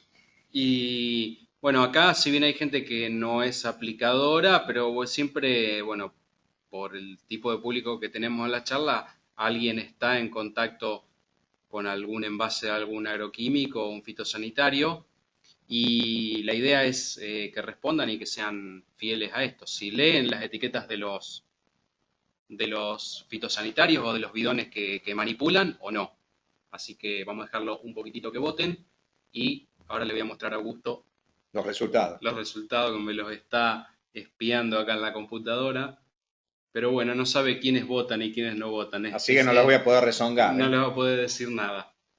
¿Sí? Esperamos un segundito más. Sí. A ver si terminan de votar todos.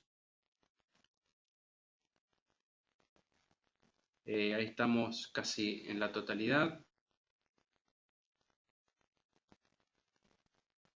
Bueno, ahí lo voy a estar cerrando y ahora te muestro los resultados.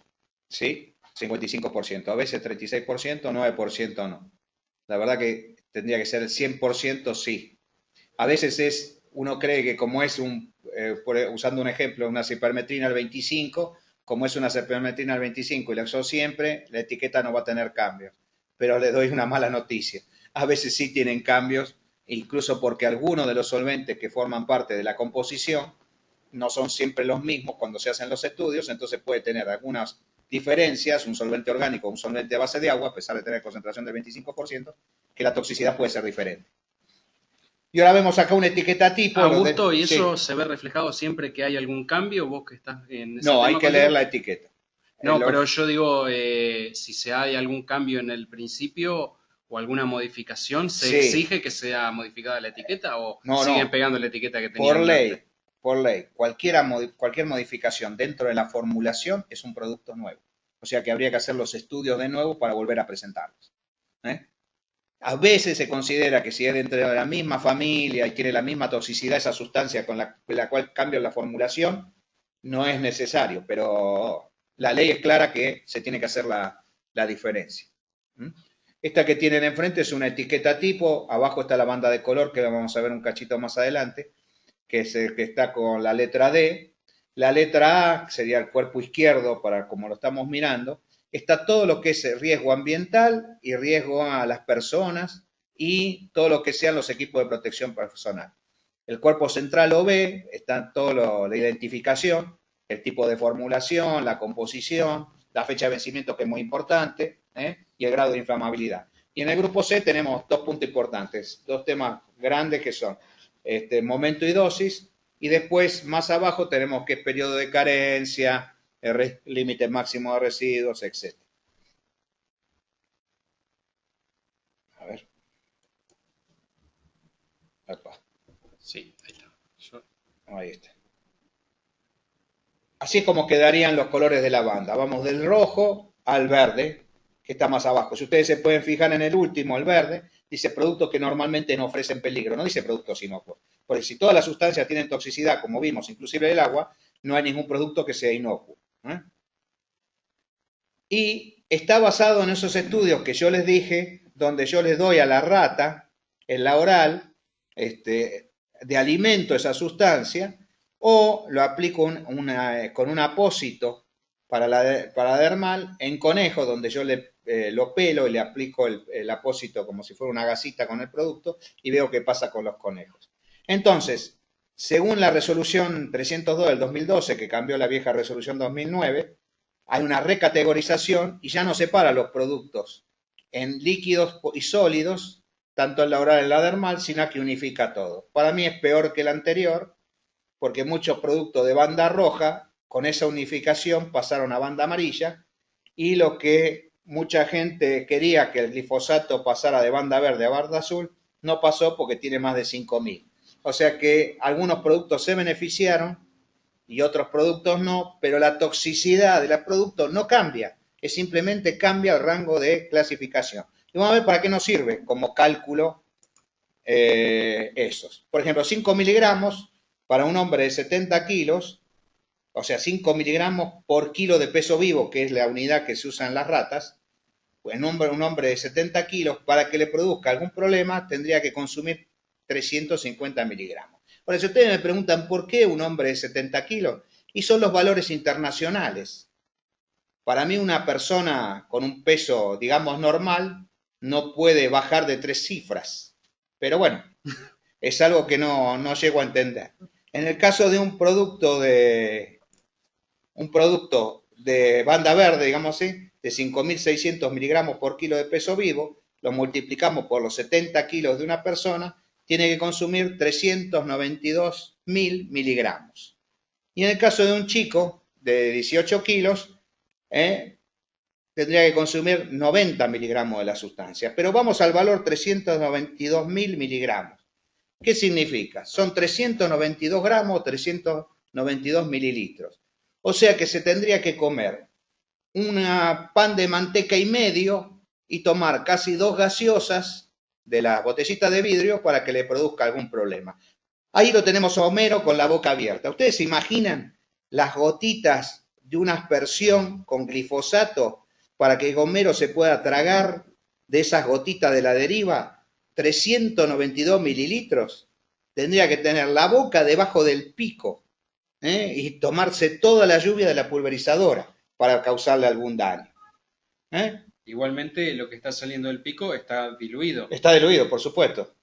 Tendría que ir corriendo debajo de la pulverizadora. Acá tenemos varios productos cuya LD50 en la aguda varía, ¿no? Desde el Aldicar hasta el Paratión, prohibido en la Argentina, pero no prohibido en otros países. Y acá, esta es la que me parece más interesante, son algunos productos fuera de lo que son solamente los agroquímicos. La nicotina, 53 miligramos por kilo, la araña especiosa, 750 miligramos por kilo, la aspirina, 1.240 miligramos por kilo, la sal de mesa, 3.320 miligramos por kilo y el glifosato 5.600. Y si ustedes pueden ver, yo hice unos asteriscos acá en la nicotina y en la araña especiosa, porque estos productos están permitidos para la producción orgánica, por la resolución 423 del 92. Anexo B, productos permitidos para el control de plagas y enfermedades. ¿Con esto qué quiero decir? Que cuando uno habla de producción orgánica, es un error decir que no se hacen aplicaciones, porque tengo que controlar las plagas, aplicaciones a agua. Y es un error decir no se usan sustancias tóxicas, porque si ustedes pueden ver la nicotina o la araña especiosa, que es una planta cuya raíz es insecticida, es más tóxica que el glifosato. Entonces, la diferencia entre la producción orgánica y la producción tradicional, independientemente de la filosofía de la producción, es no usar productos de síntesis, no usar productos fabricados por el hombre, que no estén permitidos, porque hay productos que están fabricados por el hombre y están permitidos en la producción orgánica, como son las sales de cobre. Las sales de cobre no se extraen de una mina de cobre puro para usarlo en producción orgánica. Son las mismas sales de cobre, oxicloruro, hidróxido de cobre, etcétera, son los mismos cobres, sulfato de cobre, pentahidratado, son los mismos cobres que se usan para la producción tradicional. El cobre se saca de chatarra y la chatarra acompaña, el cobre está acompañada por 3 sustancias contaminantes, cadmio, arsénico y plomo, que en cantidades permitidas, o sea, un nivel de límite máximo de residuos, no le causa, no se puede esperar daños a las personas. Entonces, decir, para evitar daño, hacemos producción orgánica que no se aplica, que no se usa sustancia tóxica, demuestra el desconocimiento de lo que es una producción orgánica en realidad. Lo que viene ahora son los pictogramas. Esto es muy sencillito y lo voy a pasar rápido. Estos dibujitos se crearon porque los productores hace muchos años atrás, algunos no sabían ni leer ni escribir. Entonces se les pone los dibujitos para que sepa cuáles son los equipos de protección. Si ustedes ven, van desde la preparación, la aplicación, los equipos de protección, los de abajo que dice otras indicaciones se los explico. Por ejemplo, mantener fuera del alcance de los niños, como ustedes pueden ver acá, la nenita acercándose, y en lugar cerrado, por eso está el candado, y bien ventilado. Lavarse después de la aplicación, antes esto tenía una palangana acá abajo, pero en los lugares que hay muchos problemas con el agua, que haya una palangana significa que yo puedo reutilizar esa agua y nosotros no estamos tan de acuerdo. Por eso le sacó la palangana. No contaminar fuentes de agua y mantener alejado de los animales. Y se cambió también el pictograma de las botas, porque antes se ponía la bota manga por adentro de la bota, pero cuando uno se chorreaba, el producto entraba directamente al pie. Entonces, la bota manga tiene que estar por afuera. Y voy a hacer un comentario con respecto a los filtros. Los filtros tienen una duración. En Argentina se venden filtros que son filtros comunes para todos los productos. En otros países se venden filtros depende el tipo de producto. Estos filtros son de amplio espectro y tienen una duración. ¿Cómo se mide la duración? Y la duración se mide en horas, pero si yo termino de trabajar y lo cuelgo en el galpón y lo dejo destapado, o sea, no lo pongo en una bolsa de polietileno cerrada, el filtro sigue funcionando. Entonces, ¿cómo ese filtro va a durar muy poco? Lo que tengo que hacer es poner en una bolsa, cerrarlo y una vez que el filtro satura todo el aire que está en la bolsa, deja de funcionar. Y para darme cuenta la cantidad de horas, hay 2 cosas más o menos prácticas. Una es, si empiezo a percibir los olores, quiere decir que no está filtrando. Y si me dificulta la respiración, quiere decir que ya se está tapando. Augusto, tenés un panel femenino que está preguntando acá, así que me tengo que cuidar. Las 2 últimas preguntas vienen de mujeres, así que no sé si les ha gustado. Flavia nos pregunta, Flavia, yo la conozco, ingeniera agrónoma, ¿los productos de menor banda toxicológica permiten ser menos rigurosos con los elementos de protección personal? No necesariamente, porque la banda identifica 2 cosas nada más. La ingesta y la piel, pero pueden ser graves en la inhalatoria. O sea que la banda verde o cualquier color de banda va a estar dada, porque si uno lo ingiere o se le cae sobre la piel. Pero tiene que haber una frase en la etiqueta que diga grave irritante ocular, por más que sea banda verde, entonces tiene que llevar las antiparras. La banda verde es la toxicidad aguda, oral o dermal para el aplicador o el usuario. No tiene nada que ver con el ambiente, porque algunos creen que como es banda verde es más amigable en el ambiente, no. Aparte tampoco tiene nada que ver con eso. Augusto, te hago una pregunta mía, que por mi trabajo por ahí con los equipos pulverizadores, hoy por hoy casi todos los equipos terrestres que se utilizan tienen filtros de carbón en las cabinas, que por lo general se los cambia bastante poco. ¿Son efectivos? O las cabinas presurizadas, que muchas hasta vienen certificadas por INTA, que son cabinas que están presurizadas, que están trabajando a más presión y el aire pasa por un filtro de carbón activado. ¿Eso funciona bien? Funciona bien para algunas sustancias, no para todas. No elimina la totalidad. No elimina la totalidad de la sustancia. El carbón no. No, el carbón no. Por ejemplo, en Estados Unidos se vende. En cada etiqueta dice claramente qué tipo de filtro utilizar en Argentina no se pudo implementar, no porque no hubo voluntad de las empresas de traer la información, sino porque, compro este que es más barato. Entonces, con el compro este que es más barato, yo no valoro la salud, solamente valoro el bolsillo. Entonces, le doy un ejemplo muy sencillo. Para saber si yo estoy contaminado o tengo un problema de contaminación dentro de mi organismo, se hace un análisis que puede valer unos 50 pesos, como mucho en un hospital, de coleniesterasa. Con eso puedo saber si estoy más afectado o no en la época de aplicación.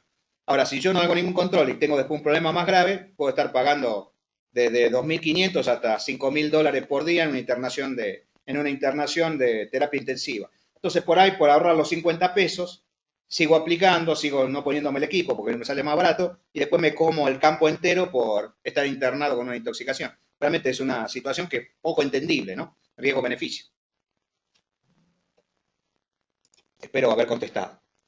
Vamos a hablar un poquito más, a ver, hacer un tercer sondeo, si son tan amables y todavía están despiertos.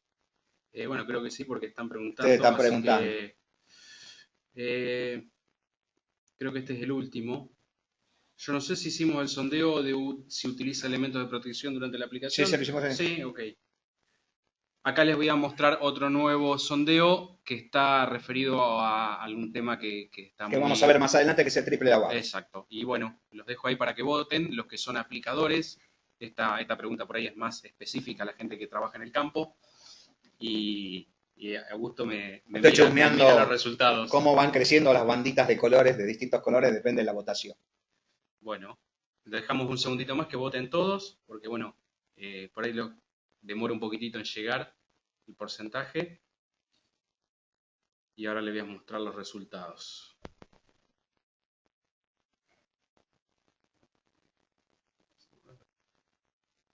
Ahí te estoy mostrando los resultados. 39% sí, 33% no, 22% a veces. Bueno, son los valores. Este es un muestreo típico de lo que pasa en Argentina. Casi el 40% hace el triple lavado, el 33% no lo hace y algunos lo hacen cada tanto. Esto hace años que se vienen manteniendo esos valores a pesar del esfuerzo, la difusión que se hace sobre el triple lavado. Que yo lo llamo el Carlitos, es un trabajo que se hizo con sensores en la aplicación. Sí. No, bueno, hay una pregunta de una persona que por ahí no está asistiendo a la charla porque le interesa mucho el tema y no está ¿qué es el triple lavado? ¿Qué es el triple lavado? Perfecto. Igual lo vamos a ver más adelante, pero les vamos a explicarlos en forma sencilla. Cuando yo termino de echar los productos en la pulverizadora, siempre queda un resto dentro del envase. Entonces, tenemos dos puntos ahí a considerar. Primero, utilizar ese resto que queda y segundo, que ese envase quede menos contaminado. Entonces, yo le agrego agua a ese envase, un cuarto, lo cierro, lo agito, con movimientos intensos y vuelco ese líquido dentro de la pulverizadora. Ese triple lavado lo hago 3 veces, por eso se llama triple lavado. Yo sé que con el primer bidón no hay problema, pero que a medida que vamos sumando los bidones, cuanto más bidones, más trabajo, más se dificulta. Pero ahora los nuevos equipos de pulverización traen un sistema que es una canilla tipo lluvia hacia arriba, o sea, a la inversa, tipo bidet, digamos así, o bidet de baño, donde yo pongo el envase boca abajo, entra el agua, lo lava y esa agua que cae en el recipiente va directamente al tanque. Entonces el triple lavado es una norma IRAN, conseguimos que se transforme en una norma IRAN donde aparte del triple lavado el envase se tiene que perforar para no reutilizarlo. Después les voy a mostrar, si me alcanza el tiempo, unos resultados del triple lavado con respecto a la cantidad de agroquímicos. Como ustedes pueden ver acá, se evaluó por las zonas de mayor irrigación, cuáles son las zonas de mayor contaminación. El área pelviana, que es una zona muy irrigada, es una de las áreas de mayor penetración de los productos. Ustedes pensarán, si está vestido, ¿cuál es el problema? Bueno, el problema es cuando yo muevo tanques o baldes, suelo apoyarlo contra el cuerpo. Si no están bien cerrados o si tienen algún problema, o chorreados sobre la tapa, nos va a mojar el área pelviana, que es una zona de mucha irrigación, y la sangre va a llevar el contaminante directamente a distintas partes del cuerpo. Con respecto a la cabeza, es algo bastante interesante. Nosotros usamos la gorra de tela, que son tan lindas con las publicidades, pero la gorra de tela, cuando yo aplico, se empieza a mojar, no solamente por la transpiración, sino también por la pulverización, y con el calor se van abriendo los poros y la gorra está mojada, y entonces cada vez más cantidad de producto va ingresando al organismo. La planta del pie por el tema de las botas. O sea que todo esto está medido Todo esto se conoce y por eso se hacen las recomendaciones si usa o no usa guantes, si usa o no usa antiparras, si usa o no usa un delantal para mover los bidones o si usa un traje entero para hacer las aplicaciones. Augusto, vos Sí. que decías que se estaban durmiendo, no, más vale que durmiéndose, ahora se están despertando porque están haciendo preguntas. Ah, fantástico. Eh, te lo pregunto ahora, si ya lo vamos resolviendo. Me preguntan, ¿qué opinas de la prohibición del 2,4-D éster que se lanzó en marzo por el Ministerio de Producción de la provincia de Santa Fe? Alguna de las compañías me va a odiar. Yo creo que está bien, porque tenemos productos que lo reemplazan, y si hay productos que lo reemplazan, yo creo que se debería, que sí deberíamos buscar otros productos que sean menos agresivos con el ambiente. La mayor parte de los problemas que nosotros vemos en las charlas que estamos dando en el interior es que mucha gente se ve muy incómoda cuando ve los rosales o los árboles de la calle, todas las hojas enruladas por el 2,4-D éster. Incluso en Trenquelauquen hasta se pegaron carteles en los árboles de la plaza por el 2,4-D éster. Yo sé que al productor le gusta porque es barato, pero no todo lo barato es bueno. Entonces, yo creo que llegó el momento de tomar las grandes decisiones, de decir, señores, tenemos la mina, somos profesionales, podemos manejar otras cosas, hacer otras recomendaciones. En forma personal, y se lo digo sinceramente, yo creo que podemos reemplazarlo al 2,4-D éster y nos vamos a ahorrar muchos problemas, muchos dolores de cabeza. Que me disculpen mis amigos que lo venden, pero bueno, es así. Ahí tenemos un ejemplo de un aplicador que está trabajando de forma correcta y una forma incorrecta. Que después me vengan a decir que hace calor, sí, hace calor ahí abajo, bastante calor, pero después te está jugando la vida, sí, te está jugando la vida. Entonces, o aguantamos el calor o nos dedicamos a otra cosa. Realmente no tenemos muchas opciones con respecto a esto. ¿Podemos pasar a la otra? Ahí está.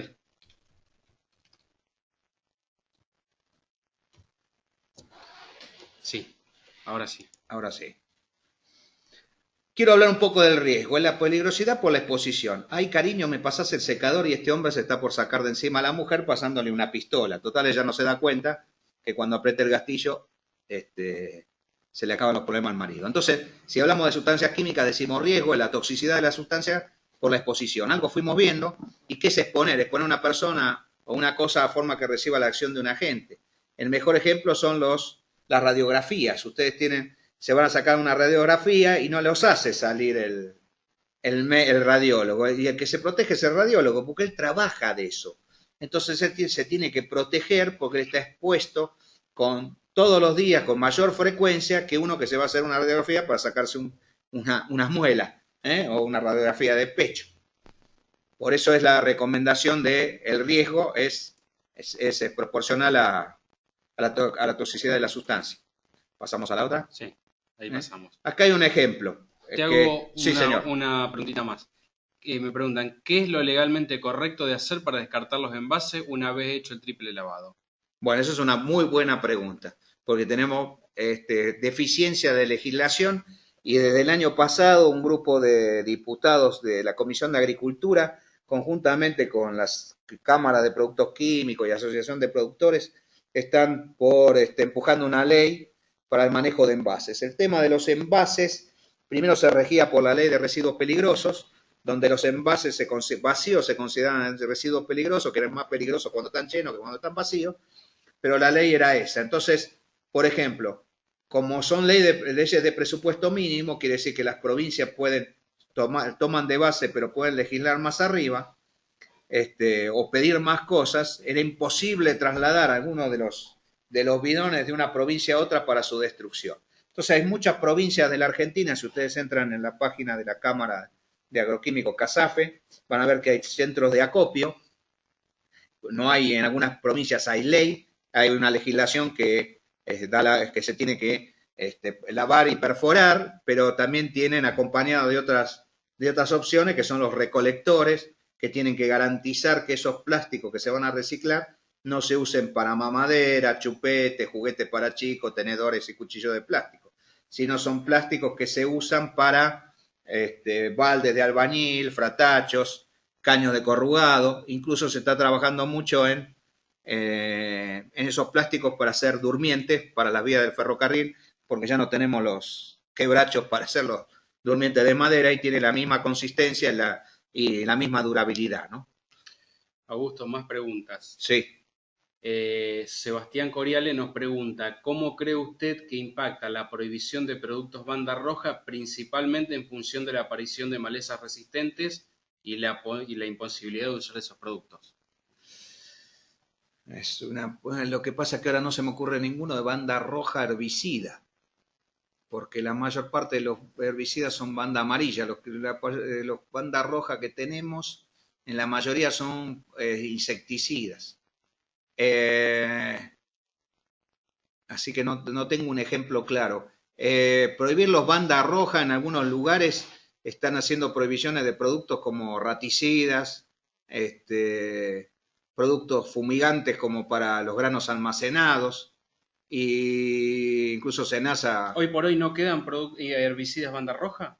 No estoy seguro si queda alguno. Esa es mi duda, no se me ocurre ninguno. Si a alguno se le ocurre, yo no creo que queden herbicidas. Todo lo que nos queda son insecticidas, ni siquiera fungicidas banda roja. Pero sí tenemos banda amarilla y banda azul y sobre todo banda amarilla.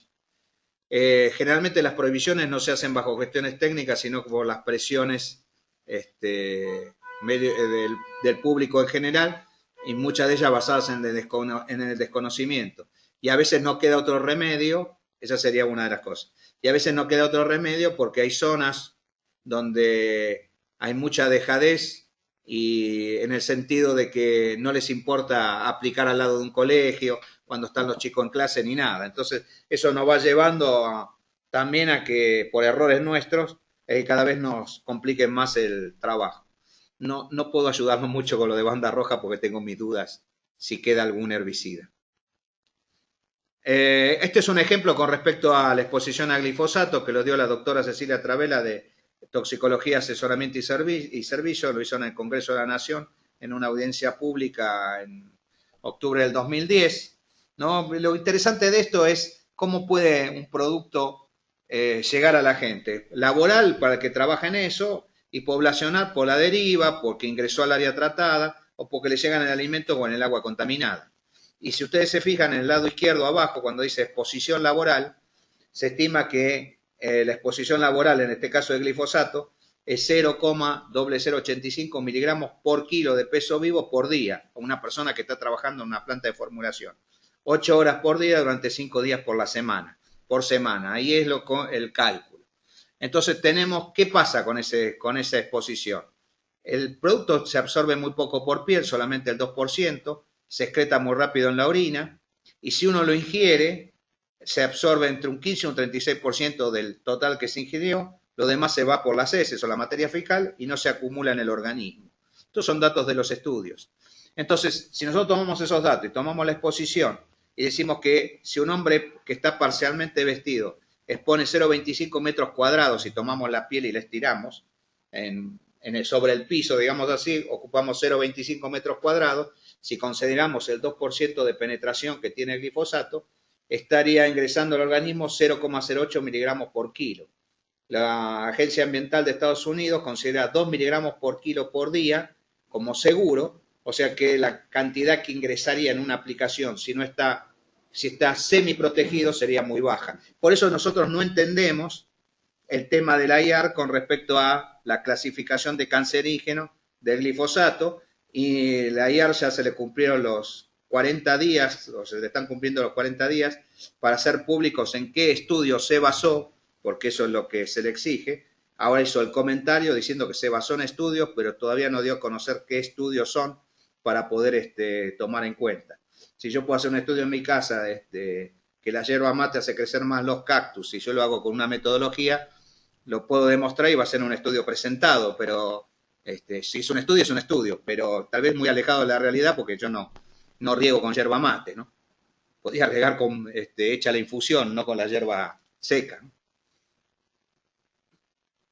Y esto es un trabajo en el cual participé y se los voy a pasar un poco rápido, pero quiero que sepan que no lo hicimos Etienne y yo como asesores independientes, sino también trabajamos con Rubén Mazaro del INTA Oliveros, Francisco Mincinguerra de la Estación Experimental Obispo Colombre de Tucumán, Juan José Yaravida, que es conocido como el vasco, de la Facultad de Agronomía de la Universidad de Balcarce, y el laboratorio Microquín, que utilizó un método de espectrometría de absorción atómica. ¿Qué quisimos demostrar? Nosotros lo que queríamos demostrar es, nosotros sabemos cuál es la deriva. Podemos poner las tarjetas hidrosensibles y ver que cuánto llega, cuántas gotas llegan sobre la tarjeta, pero no sabemos exactamente cuántas gotas de producto. Podemos hacer un cálculo matemático calculando cuántas gotas entran en un litro y ver qué cantidad de producto ponemos y sacar un número. Pero lo que queríamos hacer era un ensayo que nos demostrara realmente qué cantidad de producto. Entonces, Etienne, la gente del laboratorio de Microquín y yo nos juntamos para buscar una sustancia en la cual pudiéramos evaluar las exoderivas tanto en aplicaciones terrestres como aplicaciones aéreas. Lo voy a pasar un poco rápido.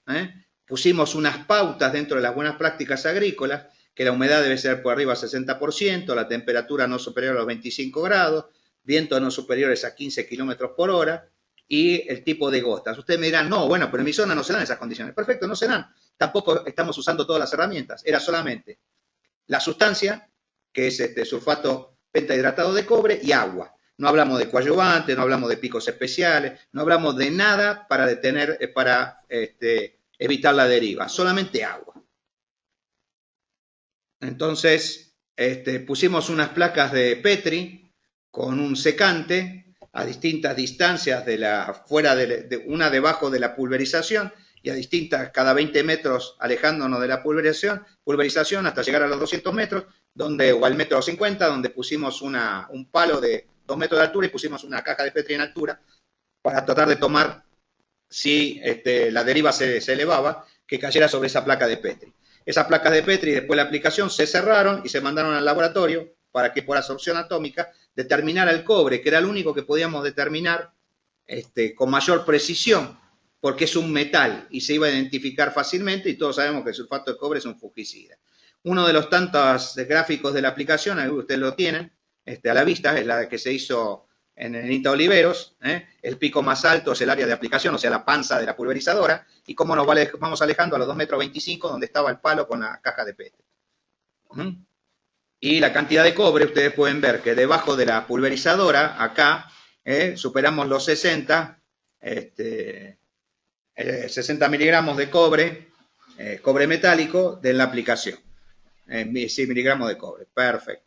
Pasamos a la otra, que es una aplicación aérea que se hizo en Tucumán, Obispo Colombres, y tenemos lo mismo, la cantidad de cobre en la aplicación, 60 miligramos de cobre por placa, que es lo que estamos aplicando sobre la hectárea, y a medida que nos alejamos no encontramos deriva, entonces no hubo cobre que llegara. Pero se evaluaron todas las cajas de Petri, perdón, y...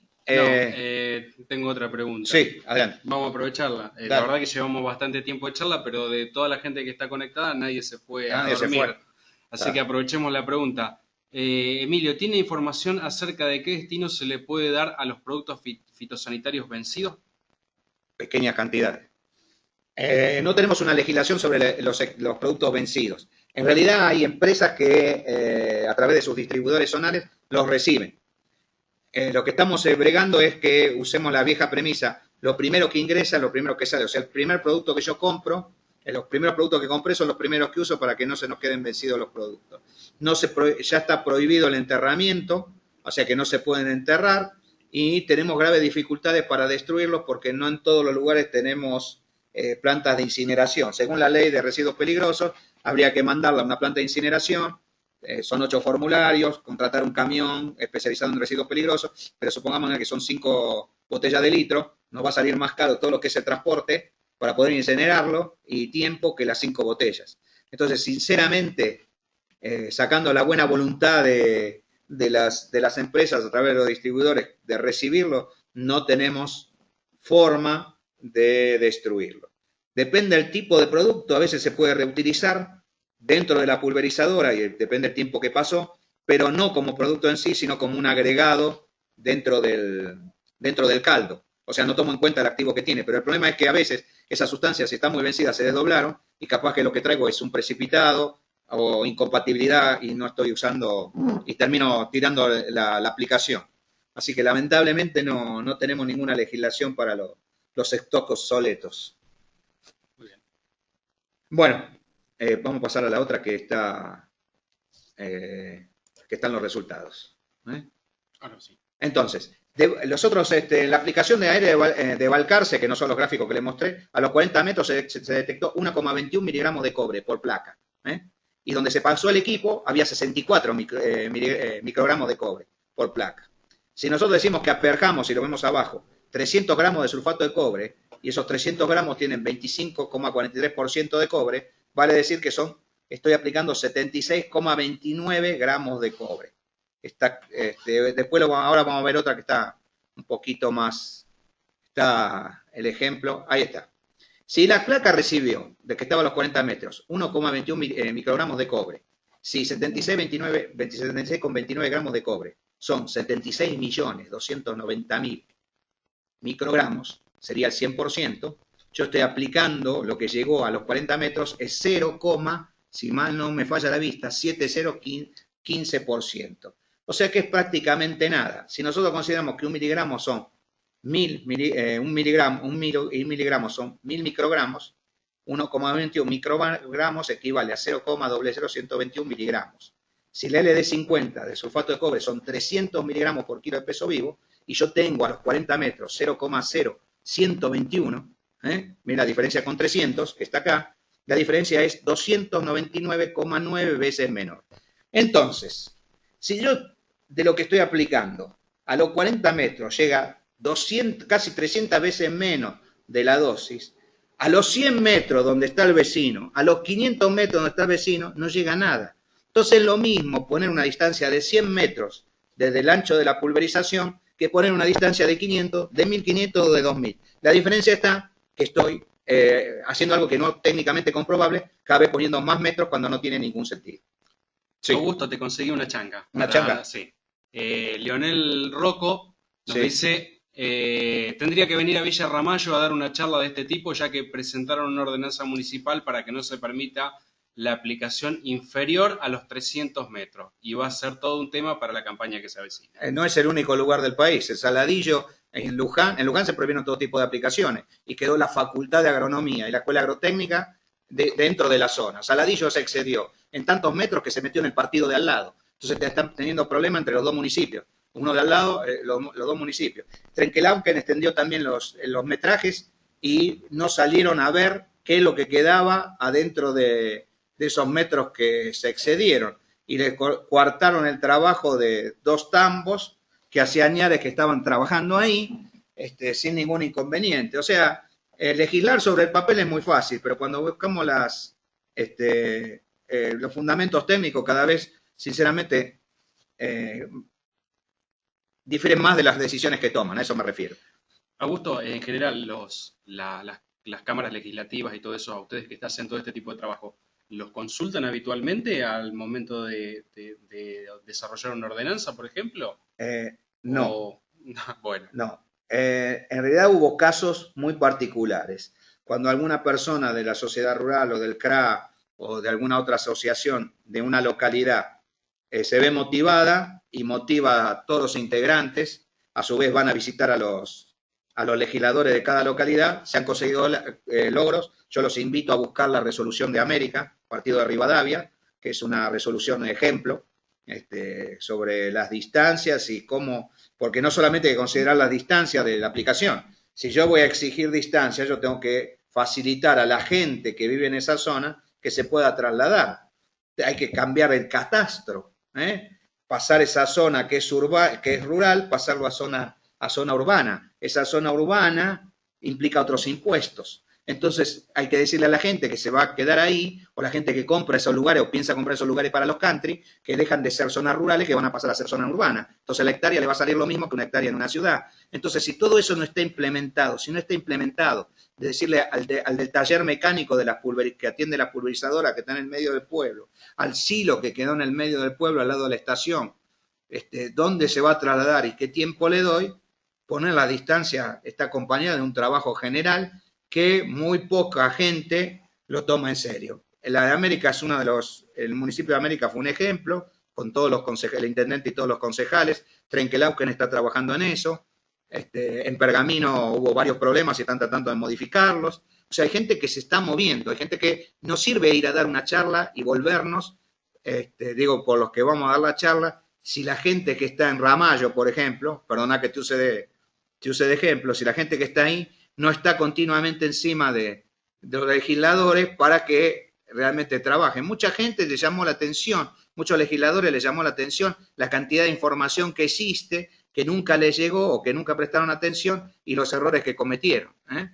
Pero hay que, lamentablemente, como en todas las cosas, hay que estarle encima, ¿no? Y nosotros, y esto lo digo yo y me hago responsable por lo que digo, nosotros los argentinos somos muy individualistas y el trabajo en equipo lo vemos muy de lejos, ¿no? Pero a veces tenemos que trabajar un poco más unidos, ¿no? Bueno, entonces podemos decir que si respetamos las buenas prácticas agrícolas, que están relacionadas con las condiciones climáticas, la calibración de los equipos, tamaño de gota y calidad de aplicación, se puede disminuir a valores aceptables cualquier tipo de deriva. A raíz de eso, con este trabajo y otros trabajos que se presentaron, el Ministerio de Agricultura sacó unas pautas de recomendación, no como ley, sino como recomendación para los municipios y para las provincias, donde sostiene 100 metros para las aplicaciones terrestres y 200 para las aéreas. Les voy a aclarar, como distancias buffer, no 200 porque el aéreo aplique peor que la terrestre. En muchos casos es mejor la aplicación aérea que la aplicación terrestre, sino que la gente lo percibe peor el avión que al equipo terrestre. En realidad 100 metros puede ser para los dos perfectamente. Y ahí tenemos escaneado cómo salieron las pautas, la primera hojita ahí. Lo pueden bajar de la página del Ministerio de Agricultura. O sea, para redactar eso se tuvo en cuenta por ahí la mala prensa del avión. La mala prensa del avión, exacto, gracias. Y aquí tenemos un ejemplo. Es una aplicación de glifosato en 1 hectárea, donde tenemos un caldo de aplicación de 150 litros, 147 litros es agua, 3 litros es glifosato. ¿Qué cantidad de ingrediente activo tiene ese caldo? Y qué cantidad de ingrediente activo cae por metro cuadrado. Por metro cuadrado de esa aplicación, si hubiera deriva, aplicando directamente sobre esa hectárea, perdón, no por deriva, serán 0,144 gramos de activo. Entonces, si 1 gramo son 1000 miligramos, por metro cuadrado yo estoy aplicando 0,00144 miligramos. Si yo tengo una persona que está acá paradita, que se calcula 1 metro cuadrado que ocupa de parado, recibiría 0,00144 miligramos. Si yo lo multiplico por 70 kilos de peso, que dijimos que es un peso no normal, me va a dar 0,01 miligramos. Si me voy a la dosis letal 50, 0,01 está muy lejos miligramos de 5.600 miligramos. Si me voy al Noel en rata, el Noel es nivel sin efecto. Yo le doy el alimento a la rata y cuando voy aumentando el alimento hasta que la rata cambia de comportamiento, por ejemplo, porque ya le empieza a hacer un efecto. Para que la rata llegue a ese umbral y tenga un cambio de comportamiento necesita 3.000 miligramos por kilo. Y en el caso del perro necesita 8.000 miligramos por kilo. Entonces fíjense que si yo aplico directamente sobre una persona la cantidad, que es una barbaridad aplicar sobre una persona, la cantidad no llega a hacerle el daño porque está por debajo de todos los datos estudiados. ¿Qué pasa con una escuela? Supongamos que la escuela está vacía y yo aplico sobre la escuela. Son 1000 metros cuadrados la escuela.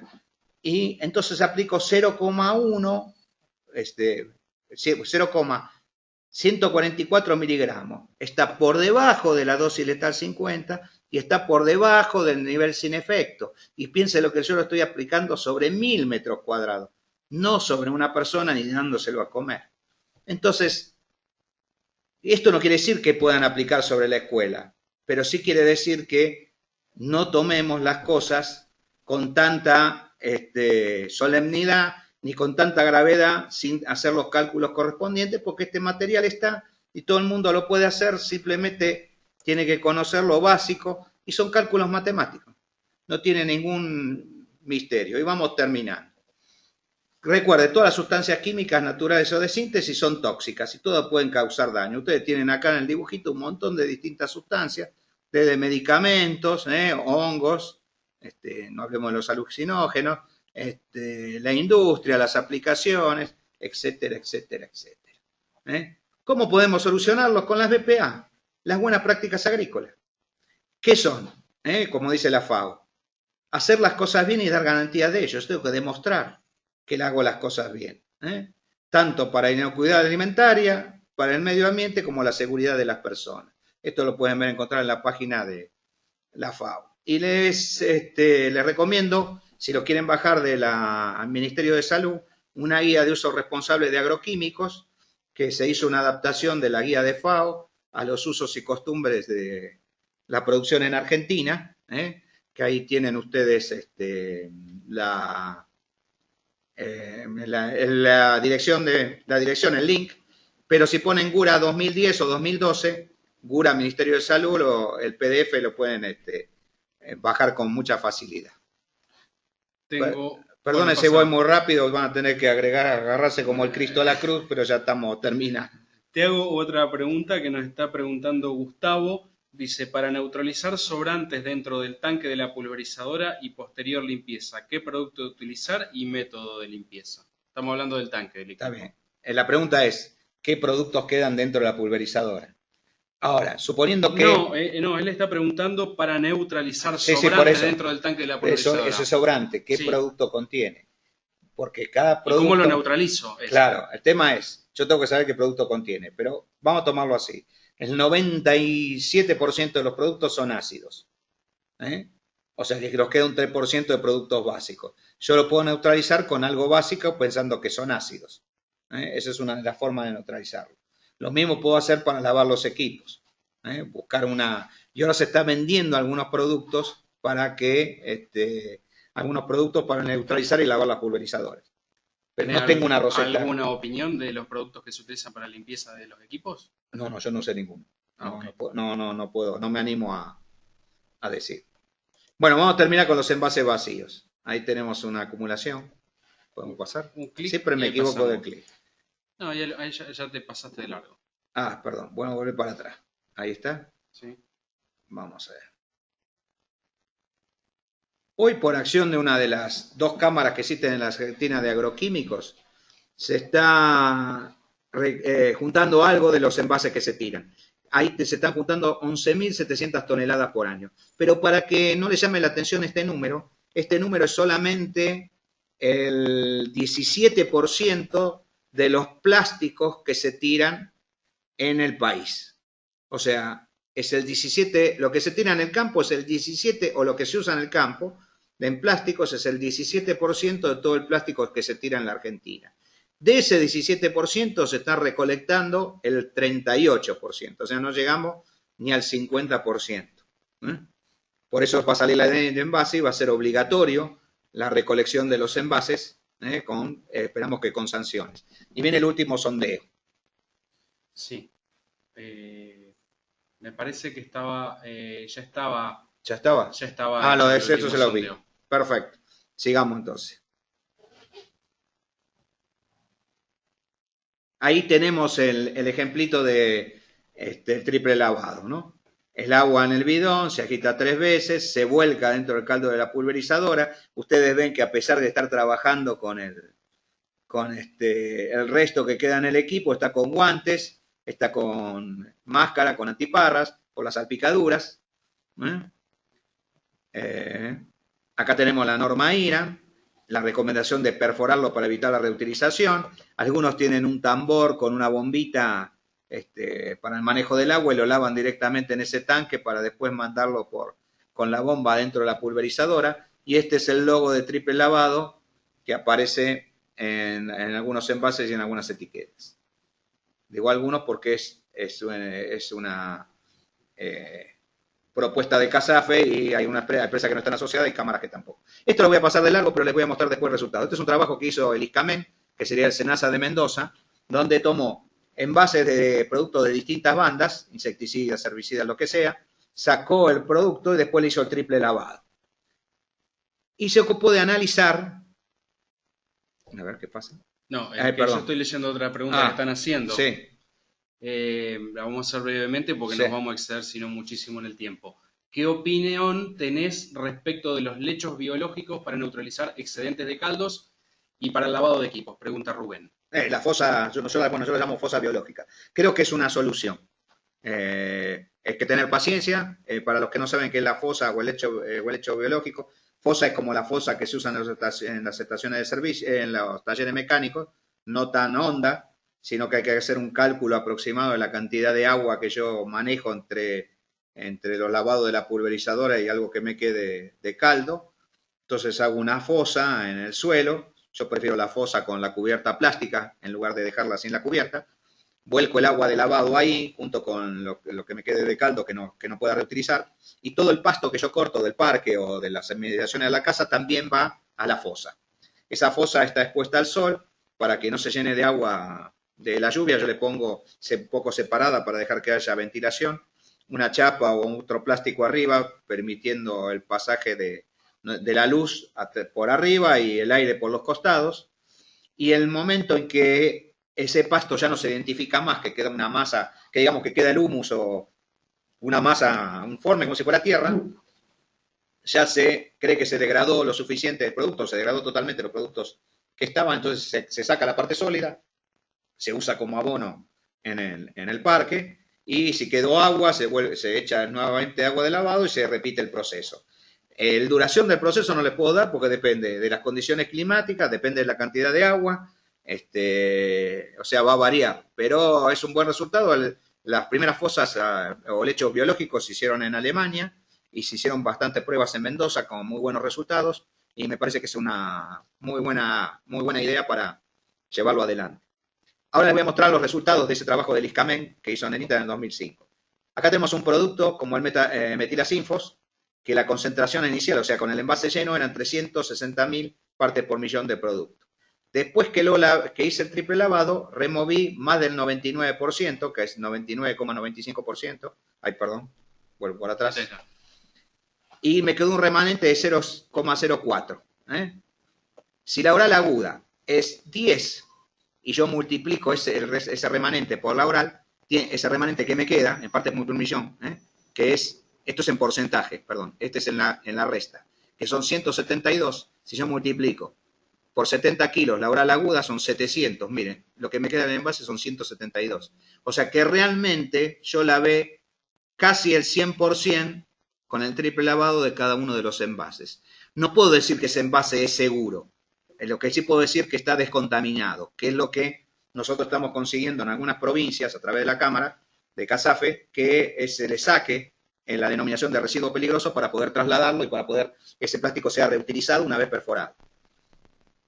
Y con esto ya terminé y los dejo en paz, dejo de torturarlos. Bueno, Augusto, yo creo que ha sido muy buena la jornada porque, bueno, de toda la gente que se conectó, no solo una persona se fue de la charla, los demás o dejaron la computadora prendida y se fueron a algún lado, pero están todos conectados. Así que, bueno, no sé si alguien quiere rápidamente hacer alguna pregunta, si no vamos a estar cerrando la charla. Y después, cualquier cosa, me pueden enviar alguna consulta. Yo no creo que Augusto tenga problema, que le reenvíe el mail y lo responda en forma personal. Por supuesto, adelante, ningún problema. Bueno, creo que no hay nada más por ahora, así que bueno, vamos a estar cerrando la jornada. Muchas gracias a todos. Y van a recibir un mail en el día de mañana, seguramente, con un enlace donde van a poder descargar la jornada completa y la pueden ver las veces que ustedes lo deseen. Acá tengo una pregunta. ¿Se quieren torturar viendo la otra vez de nuevo? No hay problema. Muy útil, muchas gracias, nos dice una asistente. Fantástico. Gracias. Lionel también nos dice muchas gracias a ustedes, muy interesante. Bueno, perfecto. Muchísimas gracias. Bueno, Augusto, muchas gracias por haber venido gracias por la invitación. Y estamos cerrando la jornada.